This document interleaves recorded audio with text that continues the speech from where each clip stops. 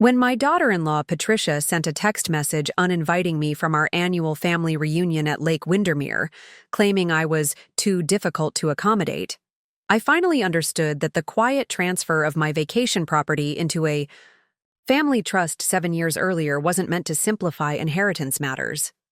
It was a calculated plan to gradually erase my presence from a home I had built with my late husband in 1978.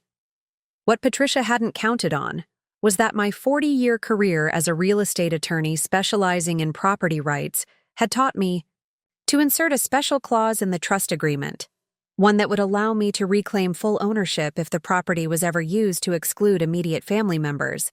A clause that Judge Raymond Hoffman would later describe as a masterclass in protective foresight that preserved both property rights and family dignity. Before we continue, tell me where you're watching from today. And if this story resonates with you, make sure you're subscribed, because next week I'm sharing crucial information about protecting your assets that everyone over 60 needs to hear.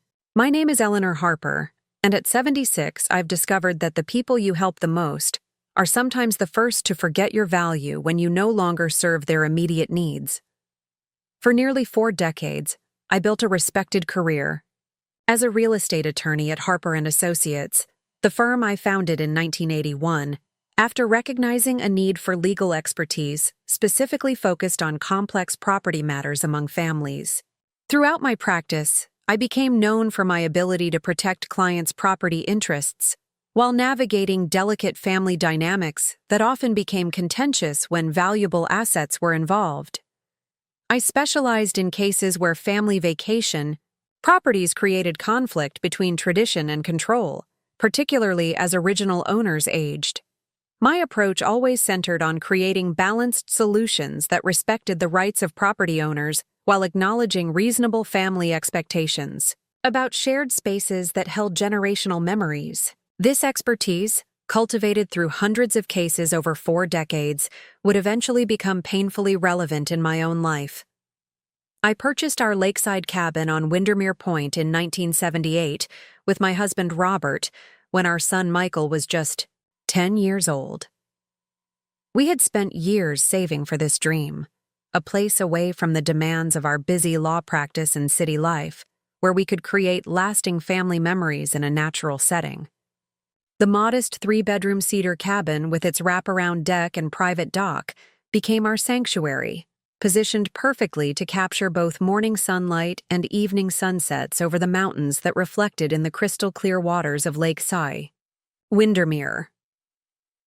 Every summer for 3 decades, we created cherished memories fishing from that dock, gathering around evening bonfires where Michael and later his children would roast marshmallows and tell stories, and watching spectacular sunsets that painted the sky in breathtaking colors. Those sunset moments on the deck, with Robert's arm around me and birdsong filling the air, represented the peaceful reward for years of hard work, building our careers and raising our family. This wasn't just a vacation property. It was our family's emotional center.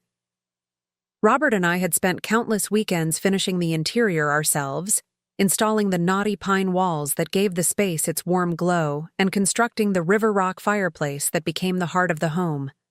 Each stone had been carefully selected from the lakeshore, and Robert had meticulously arranged them into a beautiful hearth that had warmed our family through countless rainy evenings and cool mountain nights.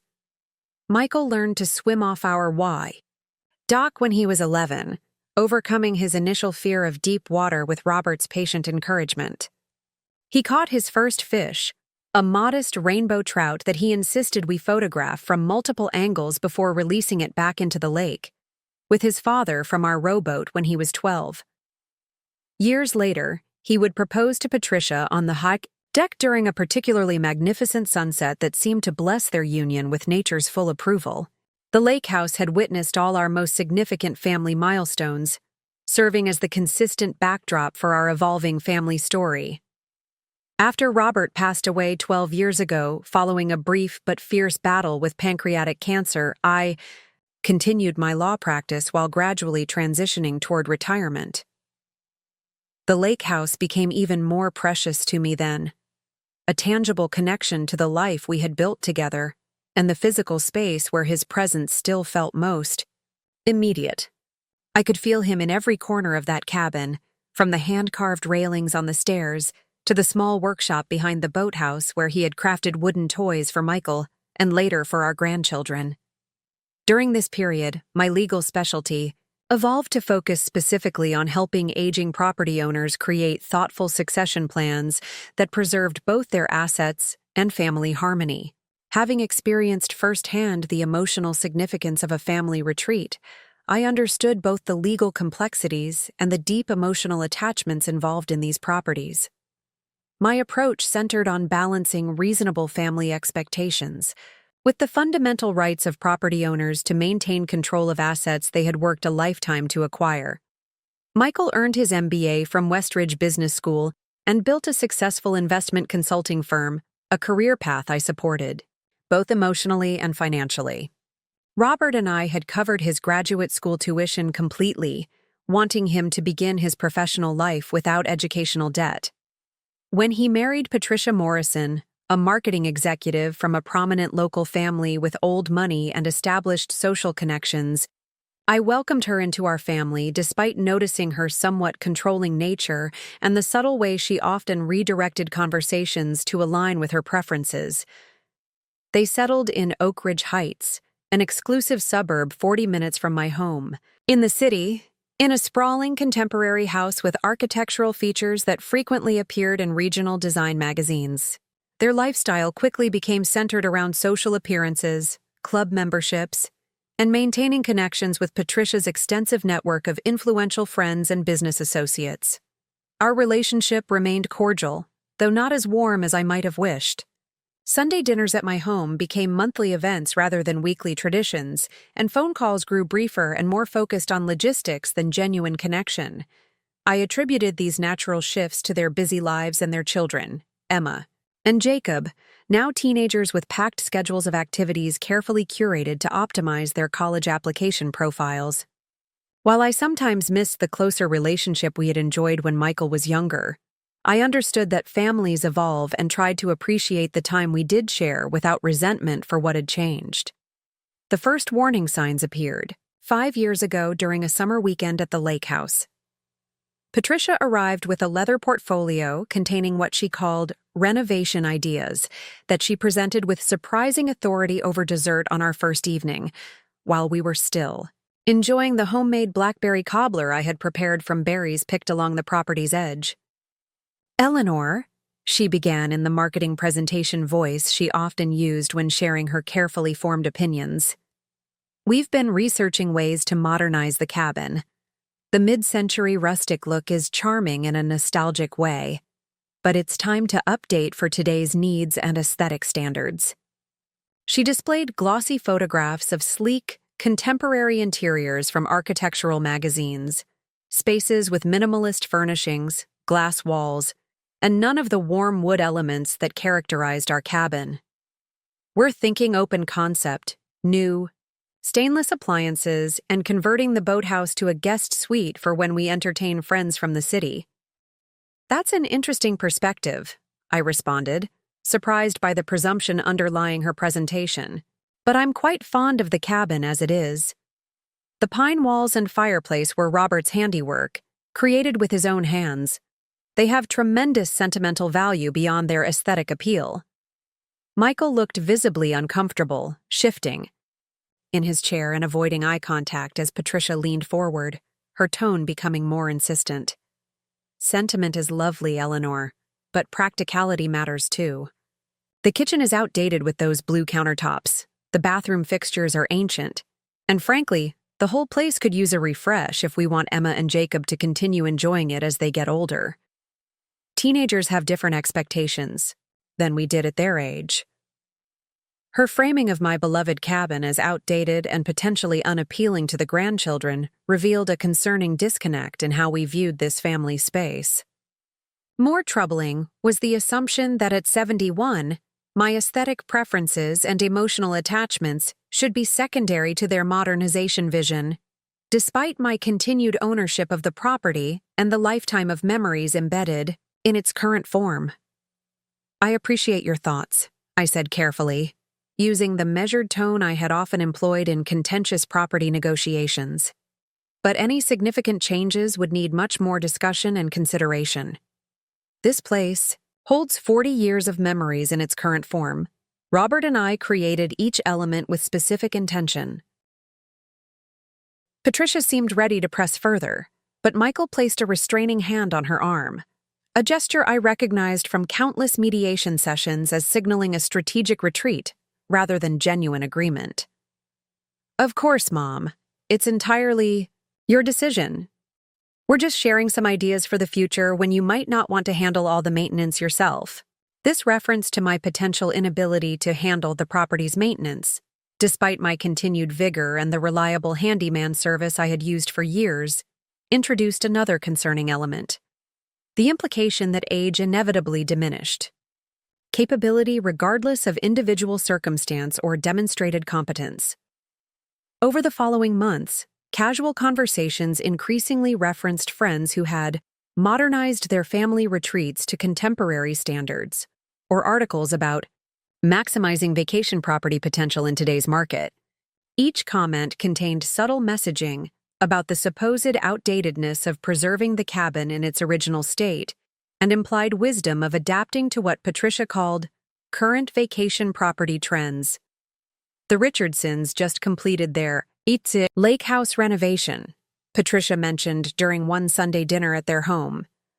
They're getting triple the rental income now when they're not using it themselves. They've created quite a lucrative investment while keeping the property in the family. I'm glad for the Richardsons if that arrangement suits their needs, I would respond, maintaining polite firmness. But I've never viewed the cabin as an investment property. It's our family retreat, not a rental business. Its purpose has always been to provide private family gathering space, not generate income. These exchanges established a concerning pattern that my professional experience helped me recognize. Persistent pressure framed as helpful suggestions, modernization arguments presented as practical wisdom, and my preferences implicitly characterized as outdated sentimentality that stood in the way of progress and optimal utilization. Though I recognized these tactics from my professional practice helping clients resist similar pressure from family members, I struggled to accept their emergence in my relationship with Michael and Patricia. What I didn't fully appreciate during this period were the financial pressures developing in their lives beneath the carefully maintained appearance of affluence. Through casual mentions and community connections, I pieced together a troubling picture that helped explain their sudden intense interest in the lake property's potential. Michael's investment firm had faced significant setbacks during market volatility that affected several major clients, resulting in reduced income that hadn't been matched by any reduction in their lifestyle obligations. Their mortgage on the extensively renovated Oak Ridge Heights home stretched their budget considerably, having upgraded to a larger property in a more prestigious neighborhood than their finances comfortably allowed.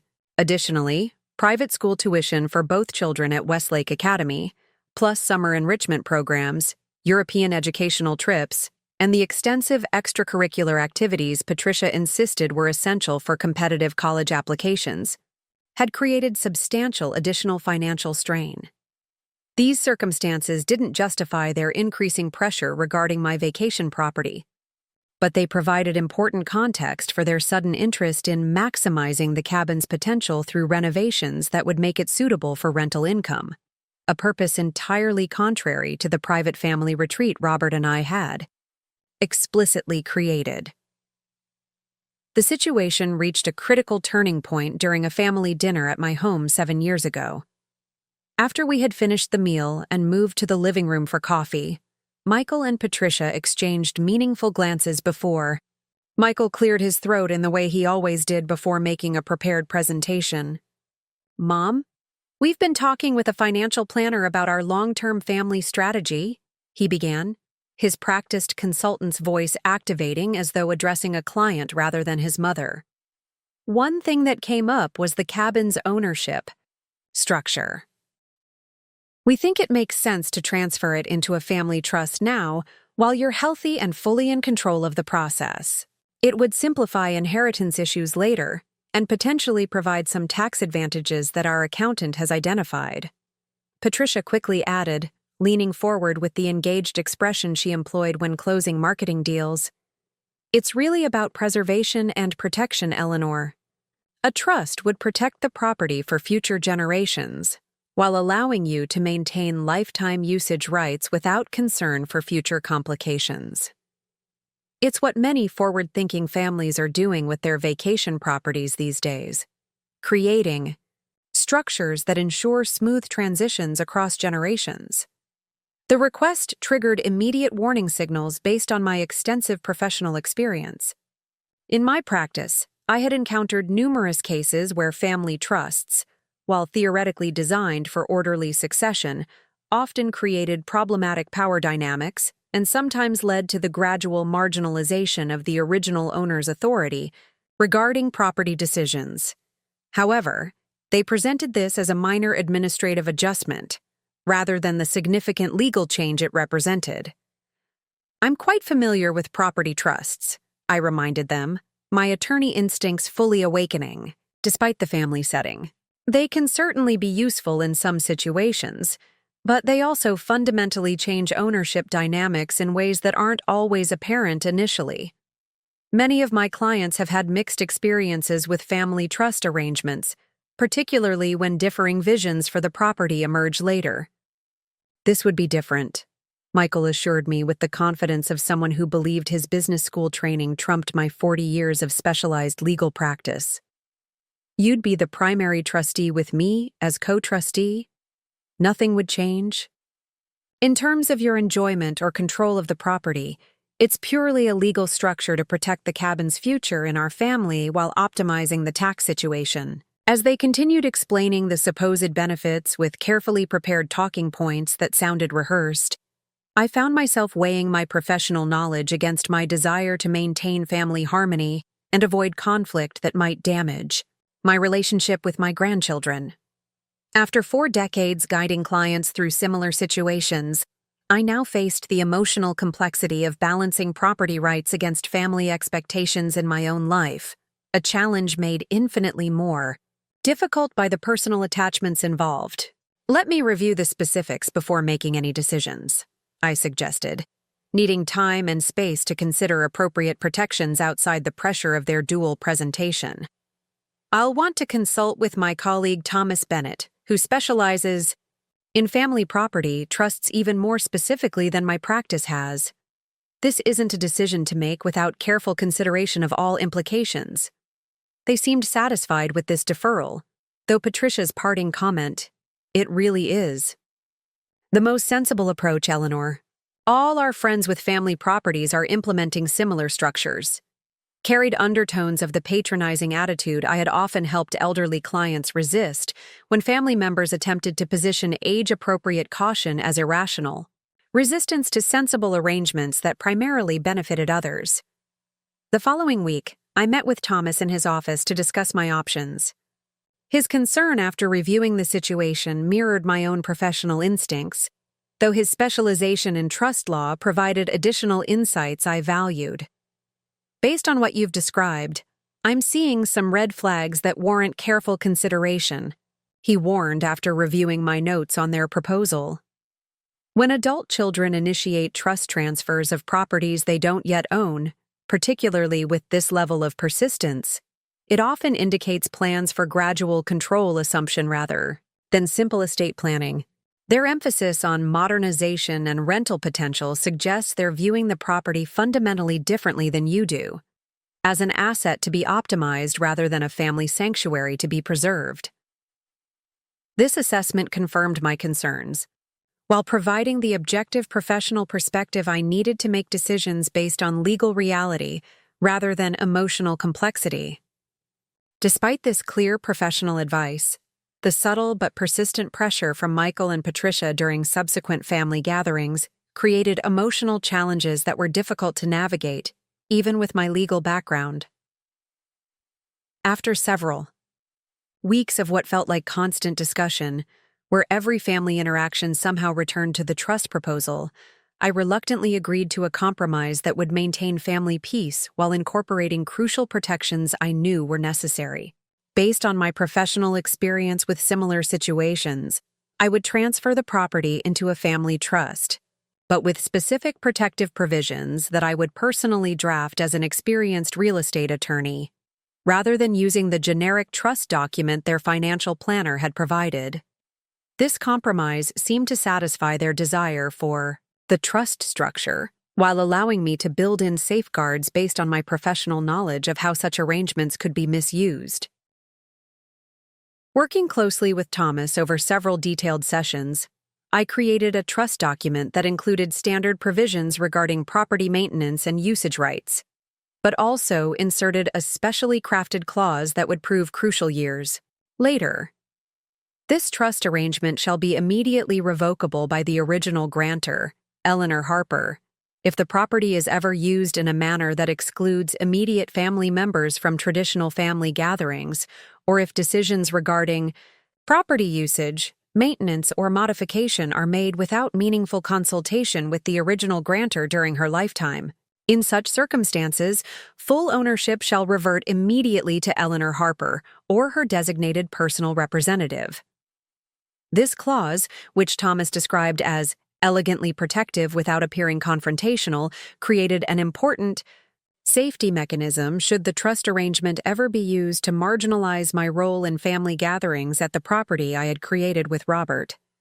I insisted this clause be included in bold type in the final document, which both Michael and Patricia signed after only a cursory review that focused primarily on the tax benefits rather than the protective provisions, an oversight that revealed their primary motivations while creating the legal safeguard I would eventually need.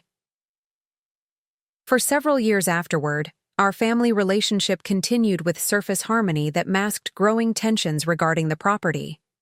Annual summer gatherings at the lake house maintained their traditional form, though I noticed gradual changes in how decisions were communicated rather than discussed. Patricia began referring to our cabin in conversations with friends and making subtle reference to future plans for the space. Small renovations appeared without prior consultation, a replaced light fixture here, new furniture there, and the master bedroom that had always been mine was increasingly suggested as more suitable for Michael and Patricia since it had its own bathroom, relegating me to the smaller guest room when we shared the space. I accommodated these subtle shifts, valuing family harmony above assertion of ownership rights that legally remained protected through my carefully drafted trust provisions. The grandchildren were growing into teenagers with their own interests, and maintaining their connection to the family property seemed worth the occasional discomfort of seeing Patricia rearrange furniture that had stood in the same configuration since Robert and I had placed it decades earlier, or hearing them discuss necessary updates when they thought I wasn't listening. Then came the text message that shattered this fragile equilibrium and revealed the true nature of their long-term intentions. 3 months ago, as I was preparing for our annual summer gathering at the lake house, purchasing special ingredients for Robert's traditional barbecue recipe that Michael had always loved, and wrapping the handcrafted gifts I'd found for Emma and Jacob from a local artisan who created stunning wildlife sculptures, my phone chimed with a message from Patricia. Eleanor, we've been thinking about this year's reunion at the lake. With your mobility not what it used to be, those stairs to the dock are getting risky for you, and your dietary restrictions making meal planning complicated for everyone, we feel it might be best if you skip this year's gathering. The kids have friends coming, and frankly, the sleeping arrangements get tight with everyone there. I'm sure you understand that it's nothing personal, just practical considerations for everyone's comfort. Maybe we can arrange a day visit for you later in the summer when it's less crowded? I stared at the message, momentarily unable to process its implications. My mobility issues consisted of occasional arthritis in one knee that had never prevented me from navigating the property I had maintained for decades, and certainly hadn't stopped me from participating in the community garden project I managed 3 days each week. My dietary restrictions were simply a preference for lower sodium options that had never required special accommodation beyond having a salt shaker on the table for others to use as they wished.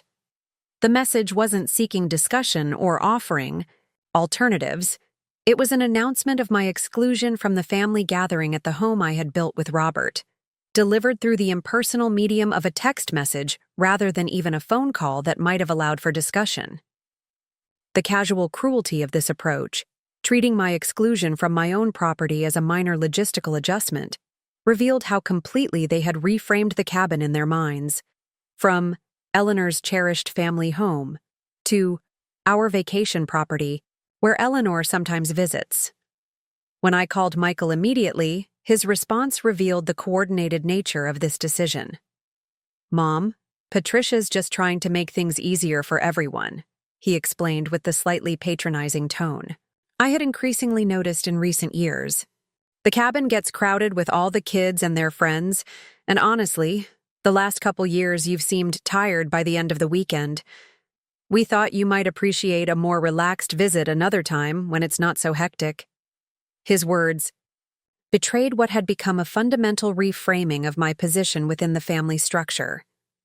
From matriarch, whose home welcomed family members, to aging burden, whose presence required accommodation. This inversion of my status represented exactly the pattern I had warned countless clients about when considering property transitions without adequate protections. "This is my family's home," I responded, struggling to maintain the professional composure that had served me through decades of difficult negotiations. "I've never found the stairs difficult, and I've certainly never complained about feeling tired. The cabin was built specifically to accommodate family gatherings. That's its entire purpose from the day Robert and I purchased it." There was a pause before Michael replied with surprising firmness.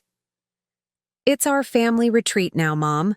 The trust arrangement gave us responsibility for making practical decisions about its use. We're trying to maximize everyone's enjoyment while being realistic about changing needs as people age. Patricia has put considerable effort into planning this gathering with specific sleeping arrangements and activities that work better with the available space." This statement crystallized the transformation that had occurred. The trust arrangement that had been presented as purely administrative and for inheritance simplification was now being wielded as justification for overriding my wishes regarding participation in family events at my own property. The calculated nature of this exclusion became clear. They had waited until the property was legally in the family trust before beginning to marginalize my presence, starting with full exclusion from the annual reunion that had been tradition since Michael was a child. "I need to consider my response to this situation," I said finally, recognizing the futility of emotional appeals in that moment. "I'll be speaking with Thomas this afternoon." "Please don't make this legal, Mom," Michael responded immediately, his tone suggesting I was being unreasonable rather than defending against their extraordinary exclusion. "We're only thinking about what's best for the whole family. Bringing lawyers into a simple vacation planning discussion seems extremely excessive." His characterization of my exclusion from my own property as a simple vacation planning discussion, rather than the significant breach of trust it represented further, confirmed the deliberate nature of their approach. By minimizing the situation's significance, he attempted to position any formal response as disproportionate, using the common tactic of making the person defending their rights appear unreasonable, rather than addressing the legitimacy of their concerns. After ending the call, I sat in my study, surrounded by photographs of decades of family gatherings at the lake house, including images of Michael teaching his own children to fish from the same dock where Robert had taught him, and confronted the profound betrayal these actions represented. Beyond the property issues lay the deeper wound of a son and daughter-in-law viewing my presence as an inconvenient obstacle to their plans, my connection to my own family property as dispensable, and my lifelong tradition of hosting family gatherings as irrelevant compared to their preference for excluding me. The beautiful crafted gifts I had purchased for Emma and Jacob sat half-wrapped on my desk, tangible reminders of the grandmother role I had cherished and now found threatened by this Calculated exclusion. This wasn't simply about a vacation property, it was about my place within the family structure and the honoring of traditions that connected generations through shared experiences in a meaningful place. That evening, as shock yielded to strategic thinking, I recognized that my decades of professional experience had uniquely prepared me for this painful situation. The expertise I had developed protecting vulnerable clients would now serve in my own defense against the very tactics I had spent a career helping others resist. The irony wasn't lost on me. After years helping families navigate property transitions, with respect and balance, I now faced a battle against my own son's attempt to override my clearly expressed wishes. With resolute determination, I called Thomas Bennett at his home number, something I rarely did except in true emergencies. "I need your help," I explained, summarizing the text message and subsequent conversation. "They're using the family trust to exclude me from gatherings at my own property. Exactly the scenario we anticipated might eventually develop." Thomas's response was immediate and resolute. "Pull out your copy of the trust document and look at Section 7, Paragraph 3. The special clause you insisted on including despite their objections to its unnecessary complication of the agreement. This is precisely the scenario those provisions were designed to address." As I retrieved the document from my home safe and reviewed the carefully crafted language I had insisted upon years earlier, I felt something shift within me. Grief transforming into determination, shock hardening into resolve. The legal expertise I had used throughout my career to protect clients' property rights would now be employed in defense of my own dignity and place within the family gatherings that represented my most precious connection to Robert's memory and our shared legacy. The clause read exactly as I remembered drafting it. "This trust arrangement shall be immediately revocable by the original grantor, Eleanor Harper, if the property is ever used in a manner that excludes immediate family members from traditional family gatherings, or if decisions regarding property, usage, maintenance, or modification are made without meaningful consultation with the original grantor during her lifetime. In such circumstances, full ownership shall revert immediately to Eleanor Harper, or her designated personal representative." My son and daughter-in-law had miscalculated significantly in believing that age had diminished either my capacity to recognize manipulation or my determination to maintain my rightful place in family traditions I had established. The casual text message intended to announce my displacement would instead trigger the protective clause I had wisely inserted into the trust agreement, a clause that would soon remind them exactly who had created the cherished vacation property they now took for granted. The morning after receiving Patricia's jarring text message, I awoke with renewed clarity and determination. The initial shock of betrayal had crystallized into focused resolve, transforming grief into strategic purpose. 4 decades of professional experience had taught me that emotional reactions, while perfectly valid, rarely produce effective outcomes in property disputes, especially those involving family members who have convinced themselves their actions are justified. As I prepared for my first formal meeting with Thomas Bennett to discuss legal strategy, I methodically gathered materials that would form the foundation of our case. The complete trust agreement with my protective clause highlighted, a chronological journal I had maintained documenting the gradual pattern of exclusion attempts, text messages and emails showing Patricia's increasing references to our cabin and renovation plans made without consultation, and photographs documenting the property's condition before and after I had transferred it into the trust. Thomas's office, located in a renovated historic building downtown, had always represented a sanctuary of legal protection for vulnerable clients. Now, sitting across from his desk as a client rather than a professional colleague, I experienced firsthand the reassurance his methodical approach provided during crisis situations. "We need to move deliberately but quickly," Thomas advised after reviewing my documentation. "The text message excluding you from the family gathering provides perfect triggering evidence for activating your revocation clause, but timing matters considerably in these situations. Once they realize the legal implications of their actions, they may attempt to backtrack with superficial inclusion that technically satisfies the letter of the agreement, while continuing the pattern of marginalization.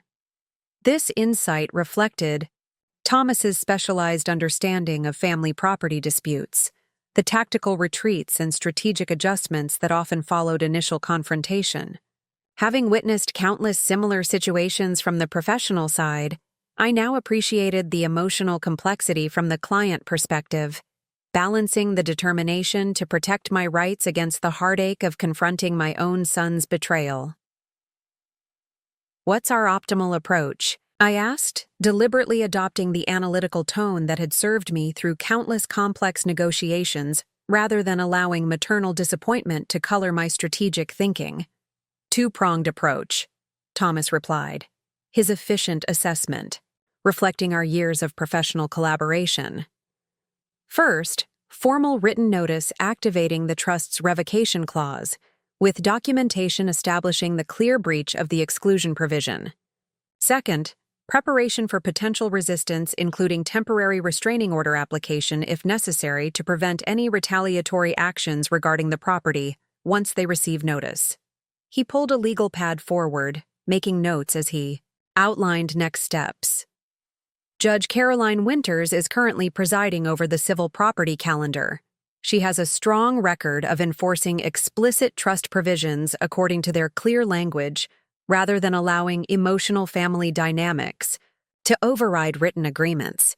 Her procedural approach would be favorable for a straightforward case like this, where the triggering event so clearly matches the revocation condition you established.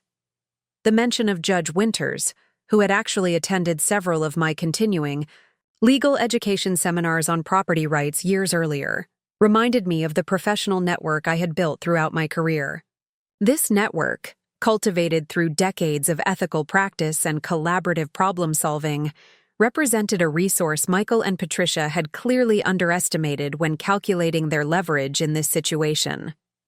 "I can have the formal notice prepared by tomorrow morning," Thomas continued. "But we should anticipate potential counter-arguments they might raise to invalidate the revocation clause itself. Their most likely approach would be claiming some form of undue influence or questioning your capacity at the time the trust was created, despite the obvious contradiction with your continued legal practice during that period." This recommendation highlighted another troubling aspect of family property disputes I had encountered professionally: the tendency for property conflicts to transform into competency challenges when financial interests collided with elder autonomy. Though my cognitive capacity remained unquestionably intact, I understood the tactical advantage of proactively addressing potential arguments they might raise to justify overriding my clearly documented property rights. "I'll schedule an appointment with Dr. Melissa Reynolds for updated cognitive assessment," I decided, referring to the respected geriatric specialist who had performed my routine checkups for years. "Her independent evaluation will establish current capacity, though the fact that I continued practicing law for 5 years after the trust creation makes any competency challenge during that period particularly difficult to sustain." "Excellent thinking," Thomas nodded approvingly. "Contemporary documentation of cognitive clarity will strengthen our position significantly if they attempt that approach. Also, we should consider preparing a comprehensive property valuation from Henderson Appraisals to establish current market value. Their recent interest in rental income potential suggests they've identified specific financial opportunities that may be motivating this sudden exclusion effort." As I left Thomas's office with a clear action plan, I experienced the paradoxical emotions familiar from my professional practice: the grief of family betrayal, counterbalanced by the empowerment of strategic response. The text message that had delivered such devastating news now served as crucial evidence, transforming Patricia's casual cruelty into legal vulnerability through its clear documentation of the exact triggering condition my protective clause had identified. Over the next 48 hours, I moved through necessary preparations with the efficiency honed through decades of professional crisis management. Dr. Reynolds conducted a comprehensive cognitive evaluation, documenting exceptional executive function and decision-making capacity, consistent with lifelong high functioning, with no evidence of cognitive impairment affecting financial, legal, or personal decision-making. Her report specifically noted, Ms. Harper demonstrates superior recall of complex legal concepts and applies them appropriately to hypothetical scenarios, reflecting continued professional-level analytical capabilities. Most revealing was the property appraisal. Thomas arranged through Henderson Appraisals, which valued my modest lakeside cabin at $1.2 million, more than triple what Robert and I had paid decades earlier, and significantly higher than I had realized given the area's recent desirability among wealthy professionals seeking weekend retreats within driving distance of the city. This valuation cast Michael and Patricia's sudden urgency in a particularly troubling light, suggesting financial motivations far exceeding legitimate concerns about family gatherings.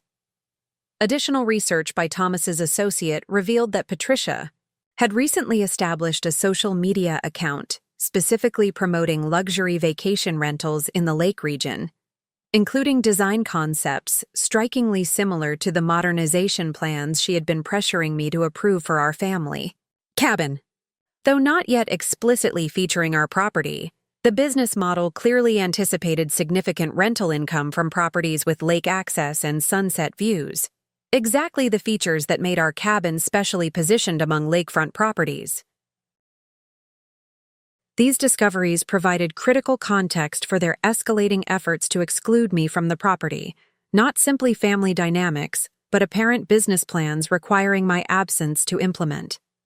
The financial motivations explained the peculiar timing of their exclusion attempt during peak summer rental season, when similar properties commanded premium weekly rates that could quickly offset renovation investments. Meanwhile, Thomas had prepared formal legal notice activating the trust's revocation clause with supporting documentation, establishing clear breach of the exclusion provision. The notice was precise and unemotional, stating simply that the condition for revocation had been triggered by documented exclusion of the grantor from traditional family gatherings at the property, citing Patricia's text message as explicit evidence. The document concluded by stating that, per the explicit terms of Section 7, Paragraph 3 of the trust agreement dated May 15, 2018, full ownership of the property located at 478 Lakeshore Drive, Windermere Point, reverts immediately to Eleanor Harper, effective upon delivery of this notice. The morning Thomas planned to deliver this notice, I received an unexpected text message from Michael.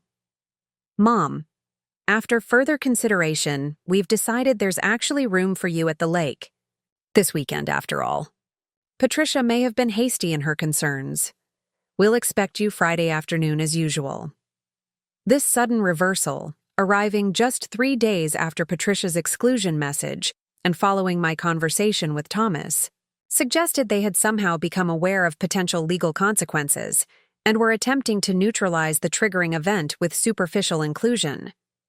This is exactly the tactical retreat I anticipated, Thomas noted when I forwarded him the message. They've realized their mistake and are trying to undo the triggering event, but the revocation clause activates upon the exclusion attempt itself, not upon its successful execution. Their belated invitation doesn't erase the documented intent to exclude you from your own property.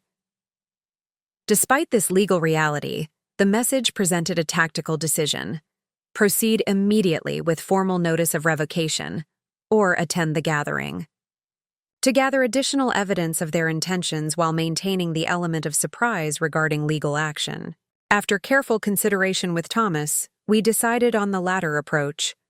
I would attend the gathering as invited, observe their behavior and any property modification plans firsthand, and we would deliver the formal revocation notice the following week with additional documentation from the weekend's interactions. This approach gives us 2 key advantages, Thomas explained. First, additional evidence of their true intentions regarding the property, potentially including conversations about renovation or rental plans they might discuss thinking you're not aware. Second, it prevents them from claiming you rejected their reasonable accommodation attempt before pursuing legal action. As I packed for the lake house gathering I had attended every summer for over 40 years, I experienced the surreal dissonance of preparing for what would likely be my final visit before reclaiming full ownership. The gifts for Emma and Jacob, the hand-carved wildlife sculptures I had carefully selected, were wrapped and packed alongside the special ingredients for Robert's traditional barbecue recipe. I would maintain the family traditions I had established, even as I prepared to confront the betrayal of those same traditions by my son and daughter-in-law. Arriving at the lake house Friday afternoon, I immediately noticed subtle but significant changes to the property.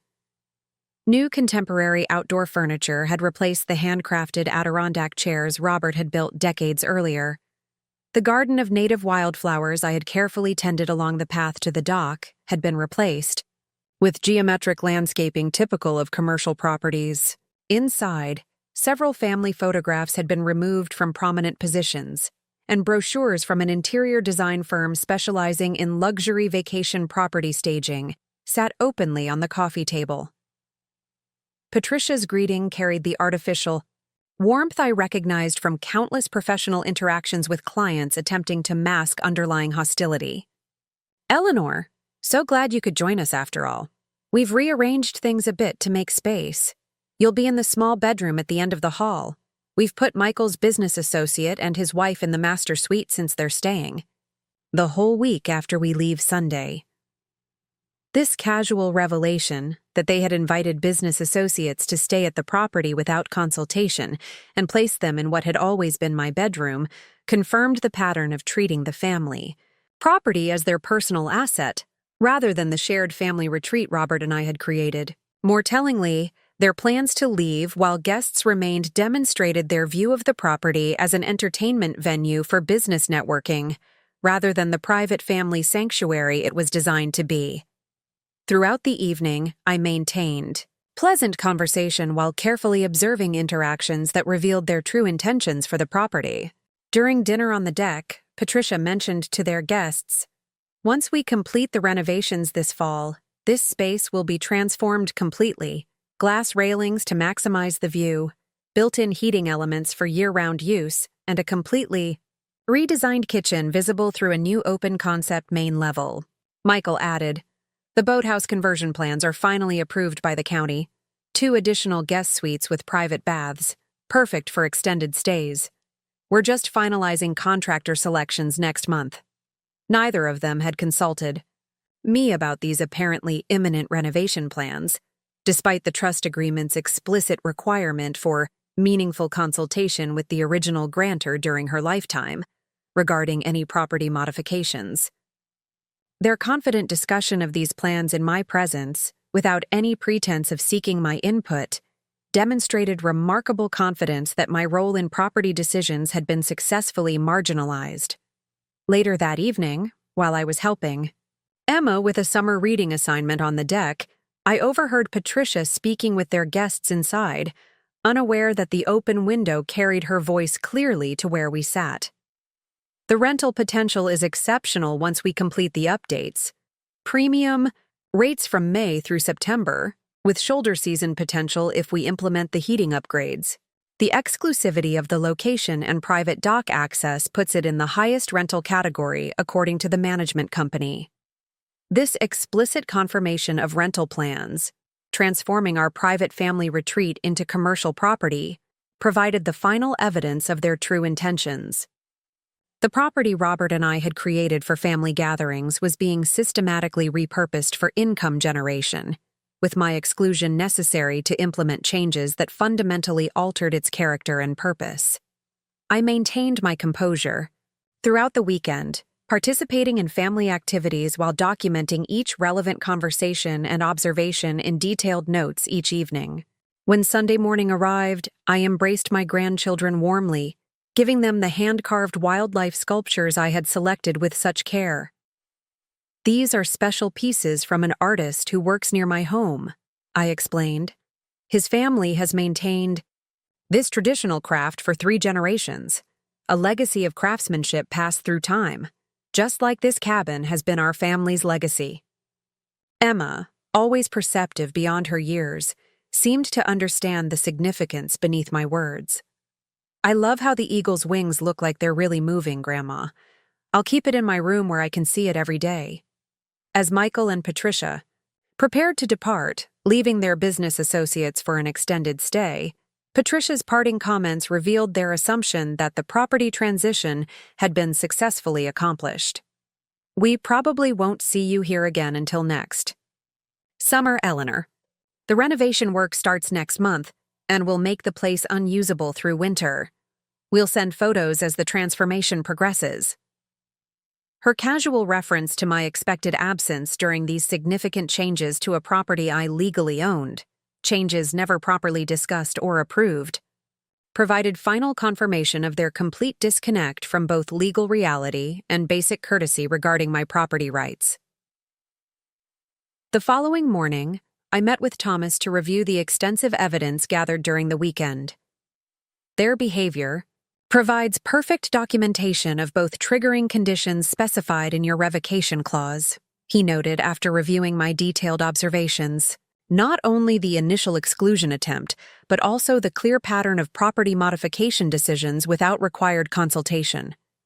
Either condition alone would activate the revocation provision. Together, they create an airtight case for immediate ownership reversion." With this confirmation, Thomas finalized the formal revocation notice, supplemented with weekend documentation demonstrating continued violation of trust provisions despite my physical presence at the gathering. Rather than sending this by certified mail as originally planned, Thomas recommended personal delivery to maximize legal impact and prevent any claims of non-receipt. "This situation warrants the formal gravity of direct service," he explained.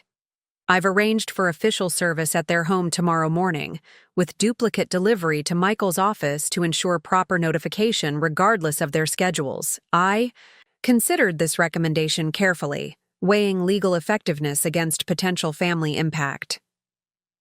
I'd like to deliver the notice personally," I decided after thoughtful consideration. Not from emotional motivation, but because direct delivery by me as both the legal grantor and mother makes the seriousness of this situation unmistakable. It prevents any attempt to dismiss this as routine legal maneuvering that can be countered with technical arguments. Thomas nodded, understanding the strategic wisdom of this approach. "I'll accompany you as legal counsel to witness delivery and address any immediate legal questions that arise. This approach establishes both personal resolve and professional representation simultaneously." The following day, we arrived at Michael and Patricia's Oak Ridge Heights home at precisely 10 a.m., when Michael would typically be working from home before afternoon client meetings. The substantial house, with its elaborate landscaping and circular drive, reflected the image-conscious lifestyle that had contributed to their financial pressures and apparent interest in monetizing the lake property. Patricia opened the door, her expression shifting from initial confusion to visible alarm upon seeing Thomas beside me. "Eleanor? We weren't expecting you. And isn't that—" "Thomas Bennett, my attorney," I confirmed calmly. "We need to speak with both you and Michael regarding an important legal matter. Is he available?" Her momentary hesitation suggested calculation, rather than simple surprise. "He's on a call in his home office. Perhaps you could come back after scheduling a proper—" "This matter requires immediate attention," Thomas interjected professionally. "The documents we're delivering have time-sensitive legal implications that Mr. Harper should be aware of." Promptly, Patricia reluctantly showed us to their formal living room, a space so carefully staged it appeared more suitable for architectural photography than actual living. "I'll get Michael," she said, disappearing down the hallway with evident tension in her posture. Michael appeared moments later, his expression combining confusion with the defensive irritation I recognized from our recent phone conversation. "Mom? What's this about? Why have you brought a lawyer to our home without any warning?" "I'm here to deliver formal notification regarding the lake property," I explained, maintaining the calm professional demeanor that had served me through decades of difficult legal confrontations.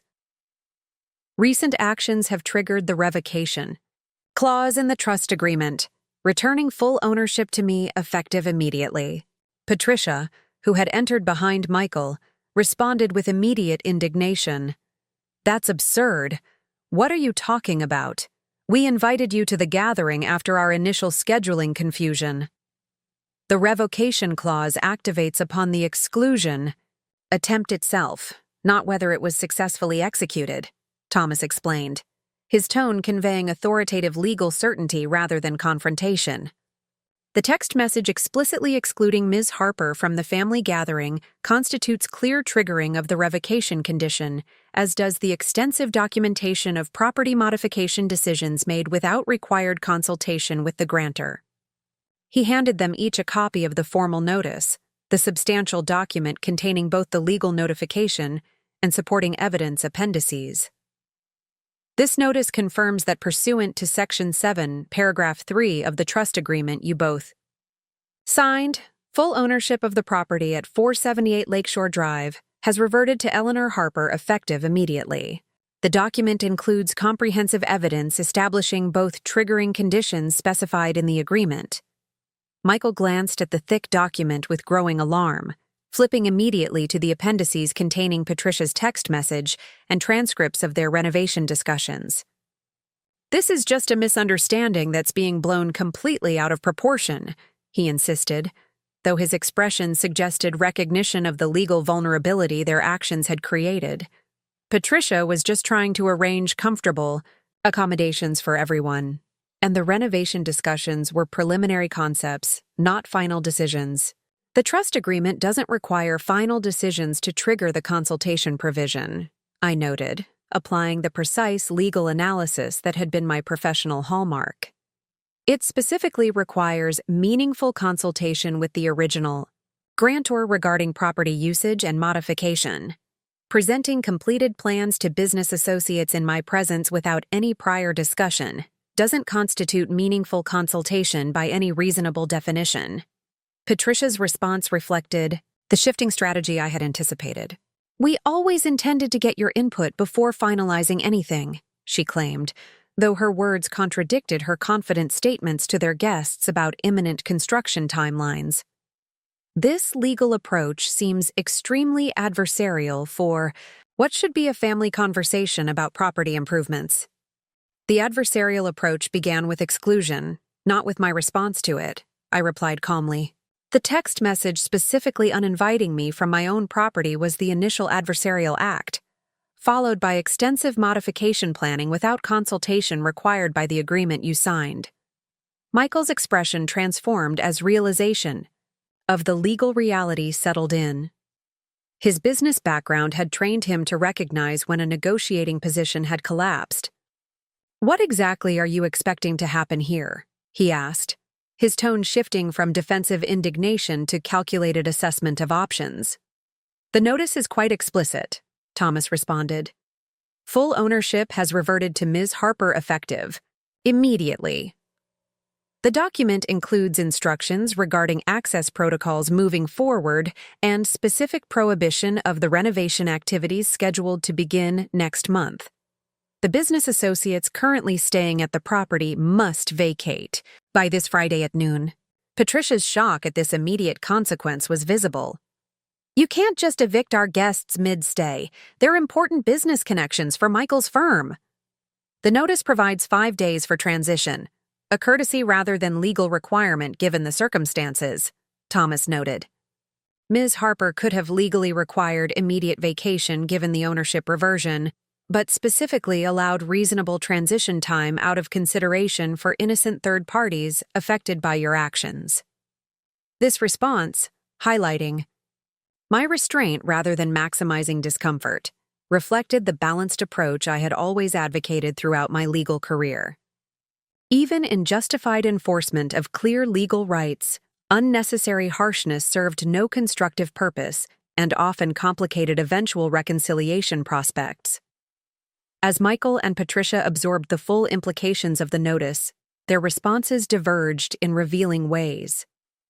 Patricia maintained indignant insistence that they had done nothing improper, focusing on challenging my interpretation rather than examining their actions. Michael, however, displayed the calculating assessment I recognized from business negotiations, evaluating leverage, identifying potential counter-arguments, and silently measuring the strength of our legal position. "I assume you've already conducted full legal review of your position," he noted finally, addressing Thomas directly in the manner of one professional evaluating another's preparation level. "Comprehensive analysis confirmed by outside counsel, specializing in trust revocation provisions," Thomas confirmed. "Judge Winter's recent ruling in Blackwell v. Blackwell established clear precedent regarding enforcement of explicit revocation conditions in family property trusts within this jurisdiction. The case law strongly supports automatic reversion when triggering conditions are unambiguously documented, as they are here." This reference to specific relevant precedent, demonstrating thorough preparation rather than speculative legal positioning, appeared to influence Michael's assessment significantly. His business training had taught him to recognize when continued resistance would be both costly and ultimately futile. "We'll need time to review this with our own counsel," he stated finally, the implicit acknowledgement of potential validity in our position evident in his shift from outright dismissal to procedural response. "Of course," I agreed, maintaining professional composure despite the emotional complexity of this confrontation with my own son. "The notice includes contact information for Thomas's office regarding any legitimate questions about implementation. However, the ownership reversion is effective immediately regardless of review timing, so the access limitations and renovation prohibition apply from this moment forward." As we prepared to leave, I paused to address the deeper issues beneath the legal confrontation. "Michael, this situation didn't need to progress to legal enforcement. The lake house was always intended as family gathering space where memories could be created across generations. Had you approached property discussions with respect for that purpose and my continued role as its creator, collaborative solutions could have been explored. Instead, exclusion and unilateral planning necessitated this outcome." His expression reflected complex emotions beneath the calculated assessment, perhaps recognition of opportunities lost through their approach, or reconsideration of assumptions that had guided their actions. "We'll be in touch through counsel," he responded simply, neither acknowledging the substantive point nor rejecting its validity outright. As Thomas and I departed, I experienced the bittersweet victory familiar from my professional practice, vindication of legal rights tempered by awareness of relationship damage that formal proceedings often magnified rather than repaired. Throughout my career, I had witnessed countless family property disputes where legal remedies addressed ownership questions, while sometimes deepening interpersonal wounds that required separate healing processes. That went as well as could be expected, Thomas observed as we drove away from the imposing house. Their reactions suggest they recognize the legal vulnerability their actions created, even if they're not ready to acknowledge it explicitly. Michael's shift from outright dismissal to process-focused response indicates recognition of our position's strength. This professional assessment matched my own observations, informed by decades evaluating client reactions during difficult legal confrontations. Patricia's continued indignation suggested emotional entrenchment that might complicate eventual relationship repair, while Michael's calculating evaluation offered potential opening for eventual resolution once legal reality was fully processed. The following days brought expected maneuvering as Michael and Patricia consulted with legal counsel regarding potential challenges to the revocation. Their attorney, Victoria Chambers, known for aggressive representation in high-value property disputes, contacted Thomas with procedural questions that suggested exploration of potential technical challenges rather than substantive arguments against the revocation's validity. Their questions focus on procedural details rather than challenging the fundamental triggering conditions, Thomas noted during our update call. This approach typically indicates recognition that the substantive case is strong, leading to exploration of technical angles that might create leverage despite weak merits. It's essentially looking for procedural footholds when the factual terrain doesn't favor their position. This assessment aligned with patterns I had observed throughout my career. When clients faced strong evidence of clear agreement violations, skilled counsel often shifted to procedural challenges that might create settlement leverage, despite unfavorable substantive positions. The strategy rarely succeeded against well-crafted agreements and properly documented violations, but created valuable time for clients to process difficult realities and consider resolution options. By Friday morning, the deadline for their business associates to vacate the lake property, Michael contacted Thomas directly rather than continuing through counsel channels. "We've reviewed the situation with our attorney and recognized certain complexities in our position," he stated with careful wording that avoided direct admission while implicitly acknowledging the strength of our case.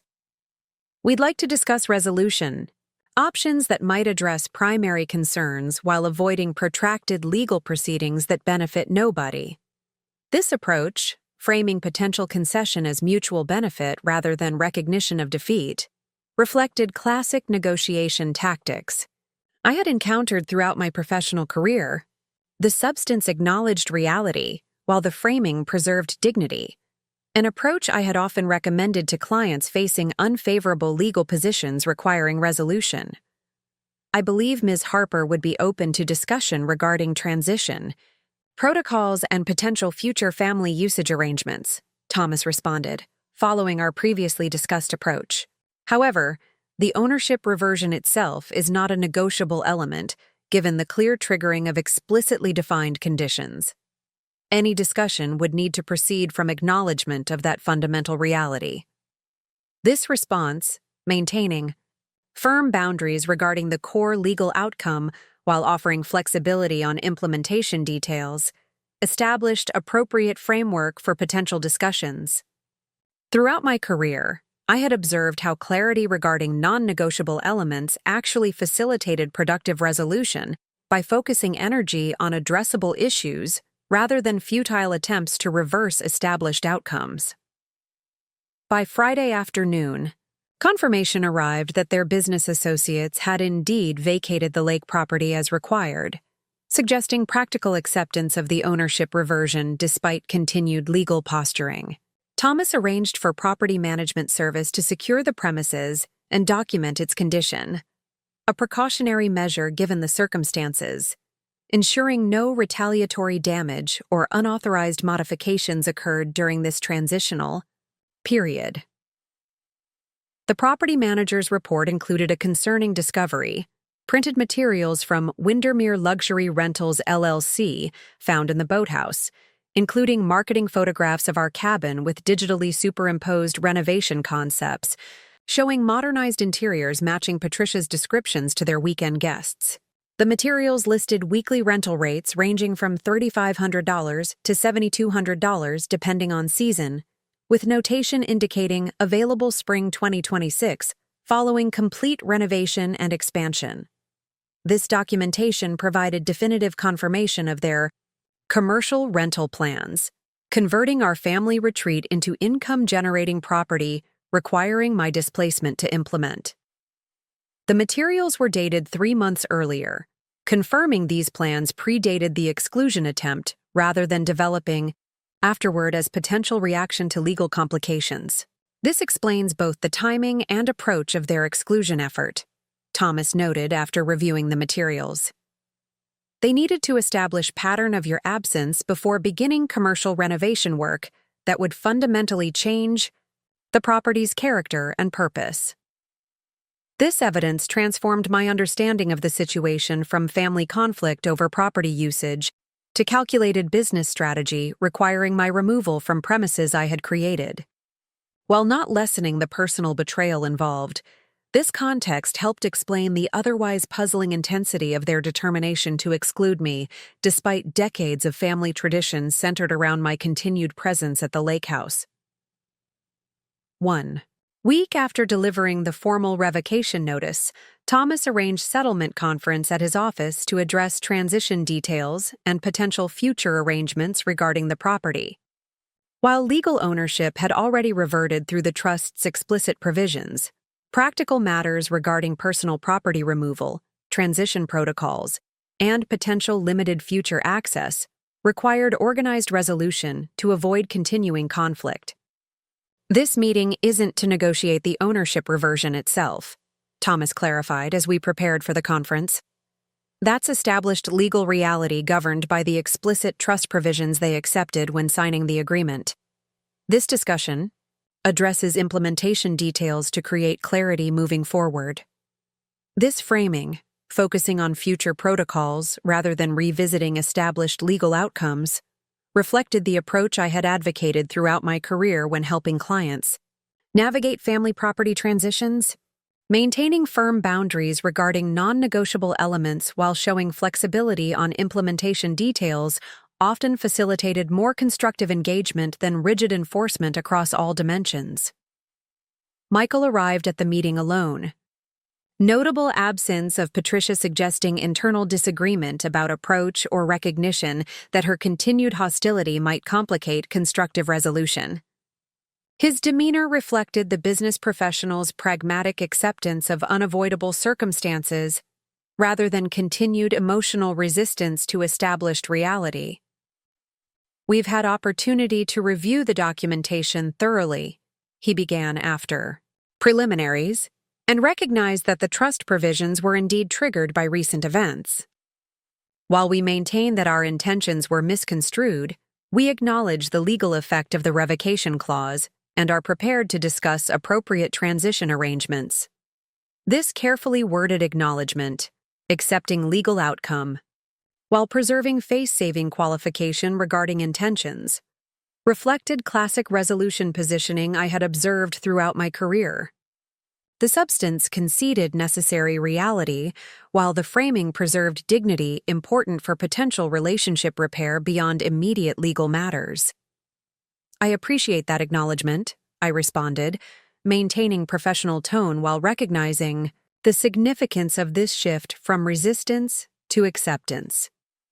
"My focus now is ensuring clear understanding regarding property access and usage moving forward, while addressing practical matters like personal property removal in constructive manner."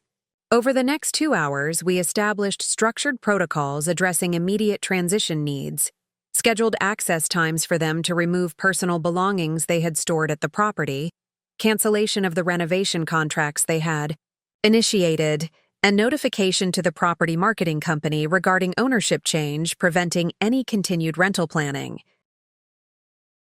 Regarding future family usage, I noted as these practical matters concluded, "I want to be clear that the ownership reversion doesn't automatically preclude appropriate family gatherings, including your participation. The revocation was necessitated by exclusion and unilateral decision-making, not by desire to sever family connections to a property that holds significant meaning for multiple generations." This distinction, separating ownership enforcement from punitive exclusion, reflected the balanced approach I had always advocated professionally. The legal remedy addressed specific violations without unnecessarily extending conflict into areas where constructive engagement remained possible. Michael's response suggested genuine reconsideration rather than tactical positioning. "I understand the distinction you're making," he acknowledged after thoughtful pause. "The legal outcome resulted from specific actions regarding property control and usage decisions, not from desire to prevent family connection to meaningful spaces." This recognition, however preliminary, offered potential foundation for eventual relationship repair beyond immediate property issues. Throughout my career, I had witnessed how acknowledgement of underlying principles often proved more significant for sustained resolution than technical compliance with specific terms. As our meeting concluded, Michael addressed the personal dimension more directly than I had anticipated. "I recognize that regardless of intention arguments, the approach taken regarding your involvement created genuine harm beyond property considerations. That recognition doesn't change the legal outcome, but warrants acknowledgement separate from procedural matters we've addressed today." This statement, while carefully avoiding direct apology language, represented meaningful step toward potential relationship repair by acknowledging emotional impact rather than focusing exclusively on legal technicalities. Throughout my professional experience, I had observed how such acknowledgments often proved more significant for family healing than the specific property outcomes they accompanied. "Thank you for that recognition," I responded, allowing appropriate emotional acknowledgement while maintaining the professional boundary necessary for effective resolution. The lake house has always represented family connection across generations rather than simply property value. My hope is that legal clarity regarding ownership can eventually support renewed family traditions that honor its original purpose, while respecting appropriate boundaries. As Michael departed with the signed transition protocols, I experienced the complex emotions familiar from my professional practice, yet more intense in personal application: satisfaction regarding appropriate enforcement of clear legal rights combined with awareness of relationship damage that would require separate healing processes beyond legal remedies. Thomas recognized this emotional complexity from decades representing clients through similar family property disputes.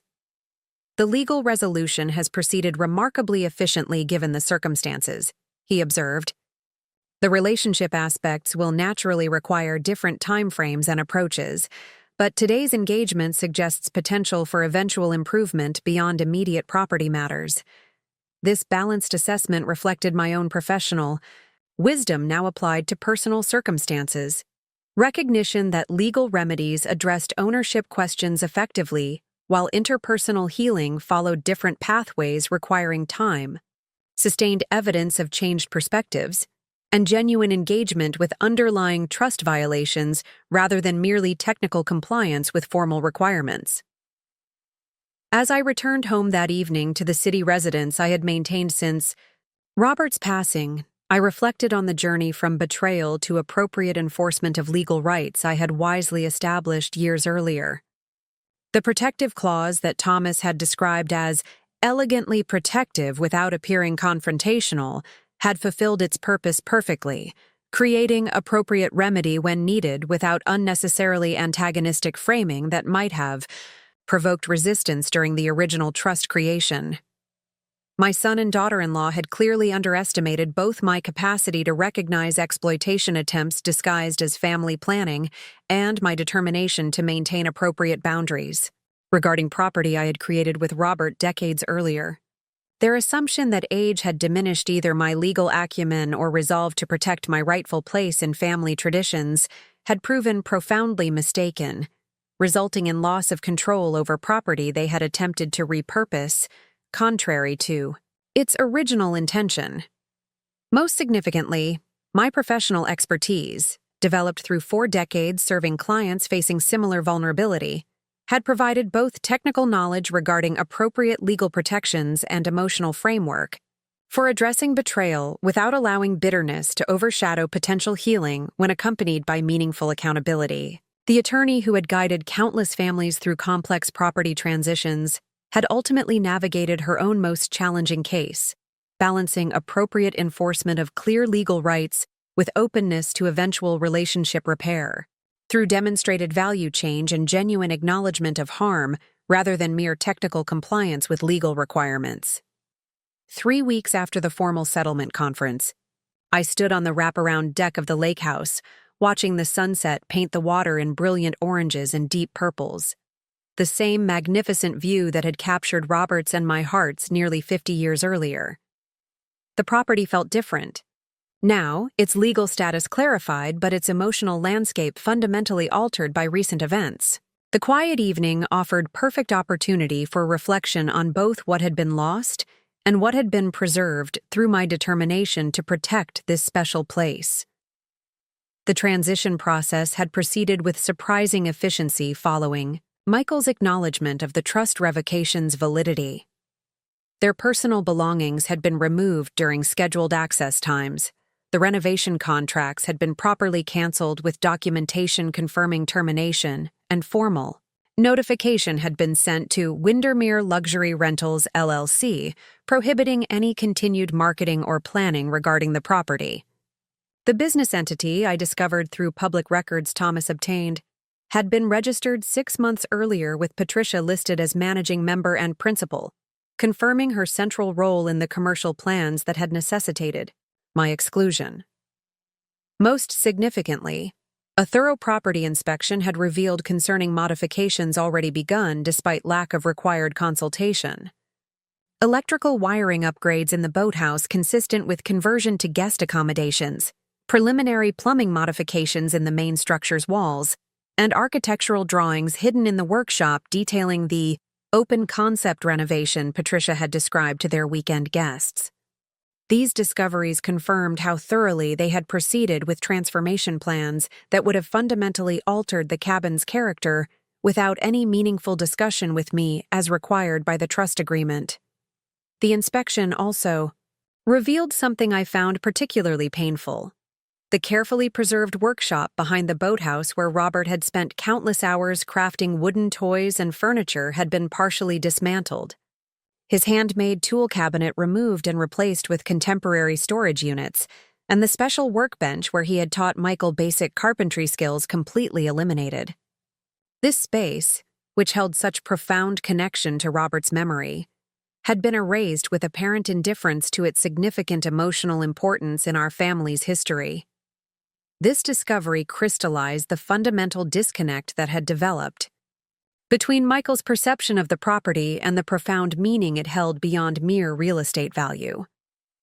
The workshop represented tangible connection to the father who had lovingly created special spaces for family bonding across generations, connection apparently less valued than contemporary aesthetic and commercial potential, once financial pressures, and Patricia's influence had reshaped their relationship to the family property. As I began the process of restoring the cabin to its intended purpose as family retreat rather than commercial rental, I made conscious decisions that reflected the balanced approach I had advocated throughout my legal career. Rather than eliminating all traces of their presence or contribution, I selectively integrated reasonable improvements they had made: the energy-efficient windows that reduced heating costs, the updated water filtration system that improved water quality, the reinforced dock sections that enhanced safety, while removing elements specifically designed for commercial transformation rather than family enjoyment. This selective approach, preserving beneficial contributions while removing inappropriate modifications, reflected my continued commitment to fairness despite the betrayal that had necessitated legal intervention. Throughout my professional career, I had observed how balanced resolution approaches created more sustainable outcomes than reactive measures that eliminated all traces of those who had caused harm, regardless of potential value in some contributions. The emotional process of reclaiming the space proved more complex than the legal transition had been. Each area of the cabin held layered memories spanning decades: Michael learning to play chess at the dining table, Robert teaching him to build, his first campfire on the lakeshore, family game nights during summer thunderstorms when outdoor activities weren't possible.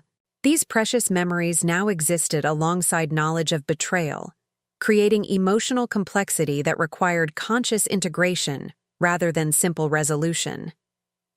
This integration process, acknowledging both cherished history and painful recent events without allowing either to completely overshadow the other, represented personal application of wisdom I had offered clients throughout my career.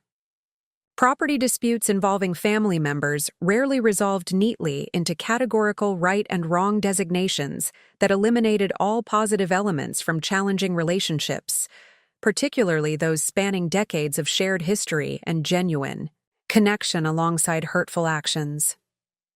2 months after reclaiming the property, I received unexpected email from Emma, my 16-year-old granddaughter.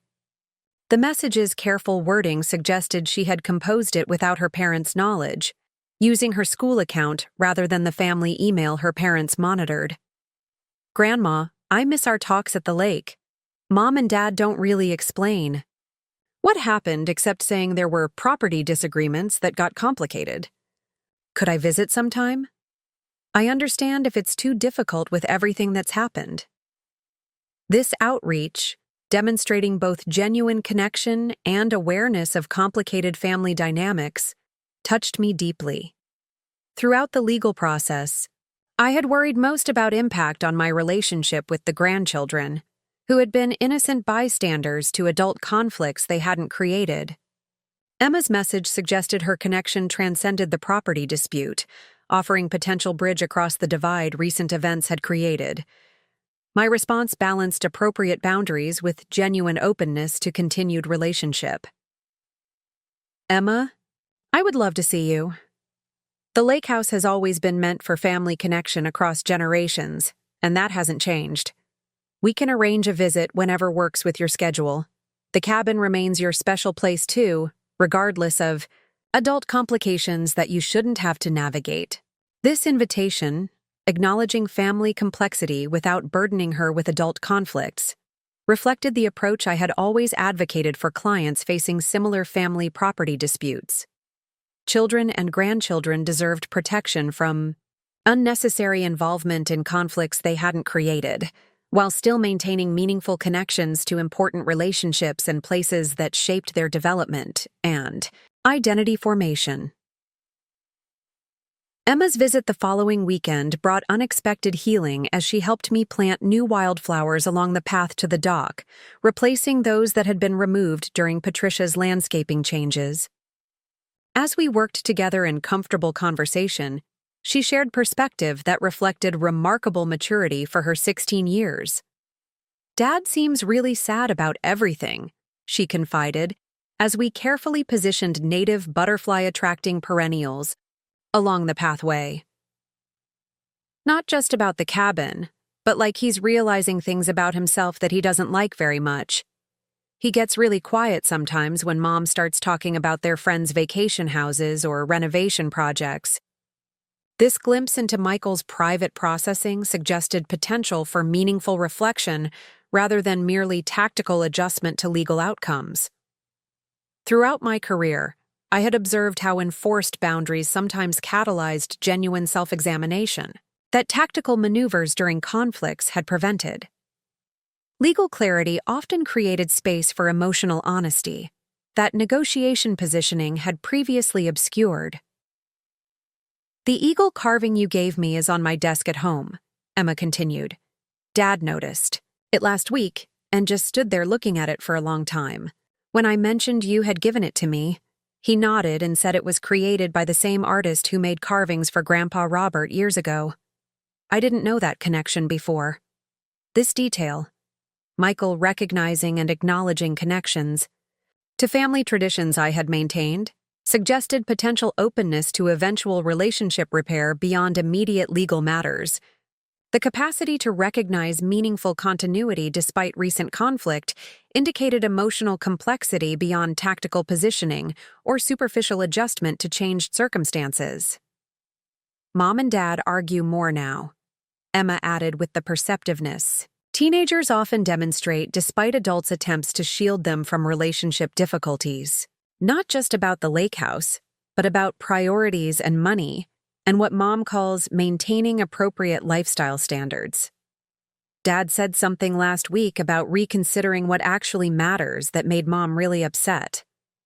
This glimpse into their private struggles confirmed my suspicion that the property conflict had exposed deeper values, disconnections that transcended specific disagreement regarding the lake house. Throughout my professional experience, I had observed how property disputes often functioned as visible manifestations of fundamental values, conflicts that required addressing beyond specific asset disagreements. Emma's visit established important precedent for continued connection despite adult complications. Her younger brother Jacob joined her for subsequent weekend visit, bringing his fishing equipment and shy request to continue learning techniques Robert had begun teaching him years earlier. "I still have the tackle box Grandpa made for me," he mentioned as we prepared to fish from the dock. "Dad helped me organize it recently and told me stories about learning to fish here when he was my age." These tentative connections, bridges across complicated emotions through shared activities, and gentle recollections, suggested potential for gradual relationship repair that honored both necessary boundaries and meaningful family ties.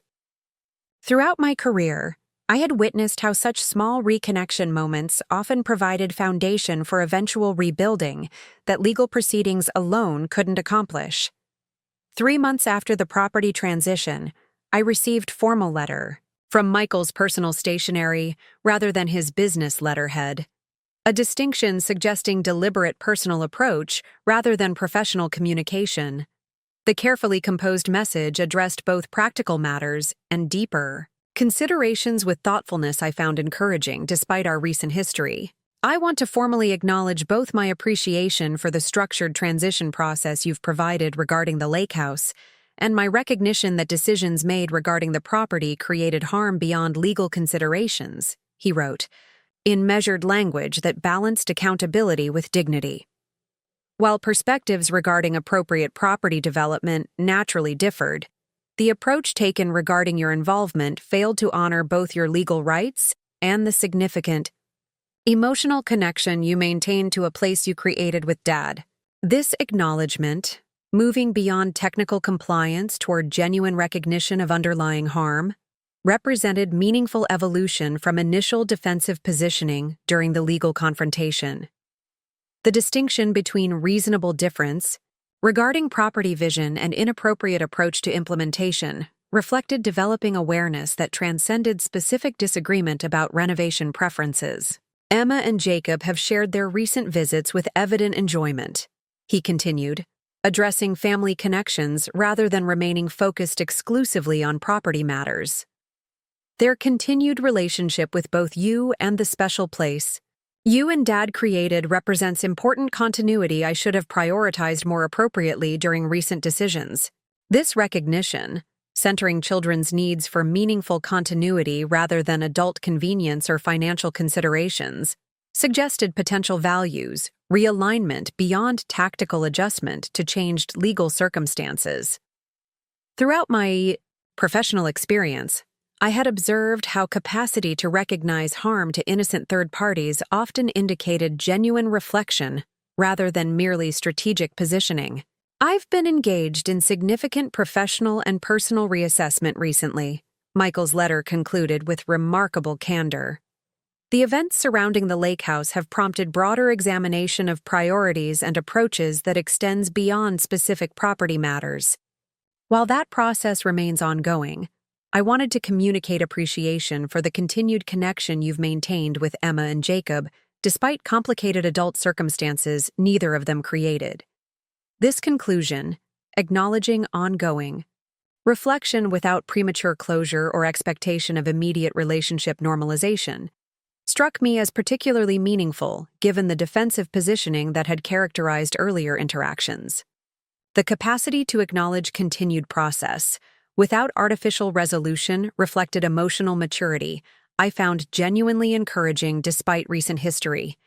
My response, after careful consideration, balanced appropriate boundaries with openness to gradual relationship evolution through demonstrated change rather than merely verbal assurances. Thank you for your thoughtful letter, acknowledging both practical and emotional elements of recent events, I wrote.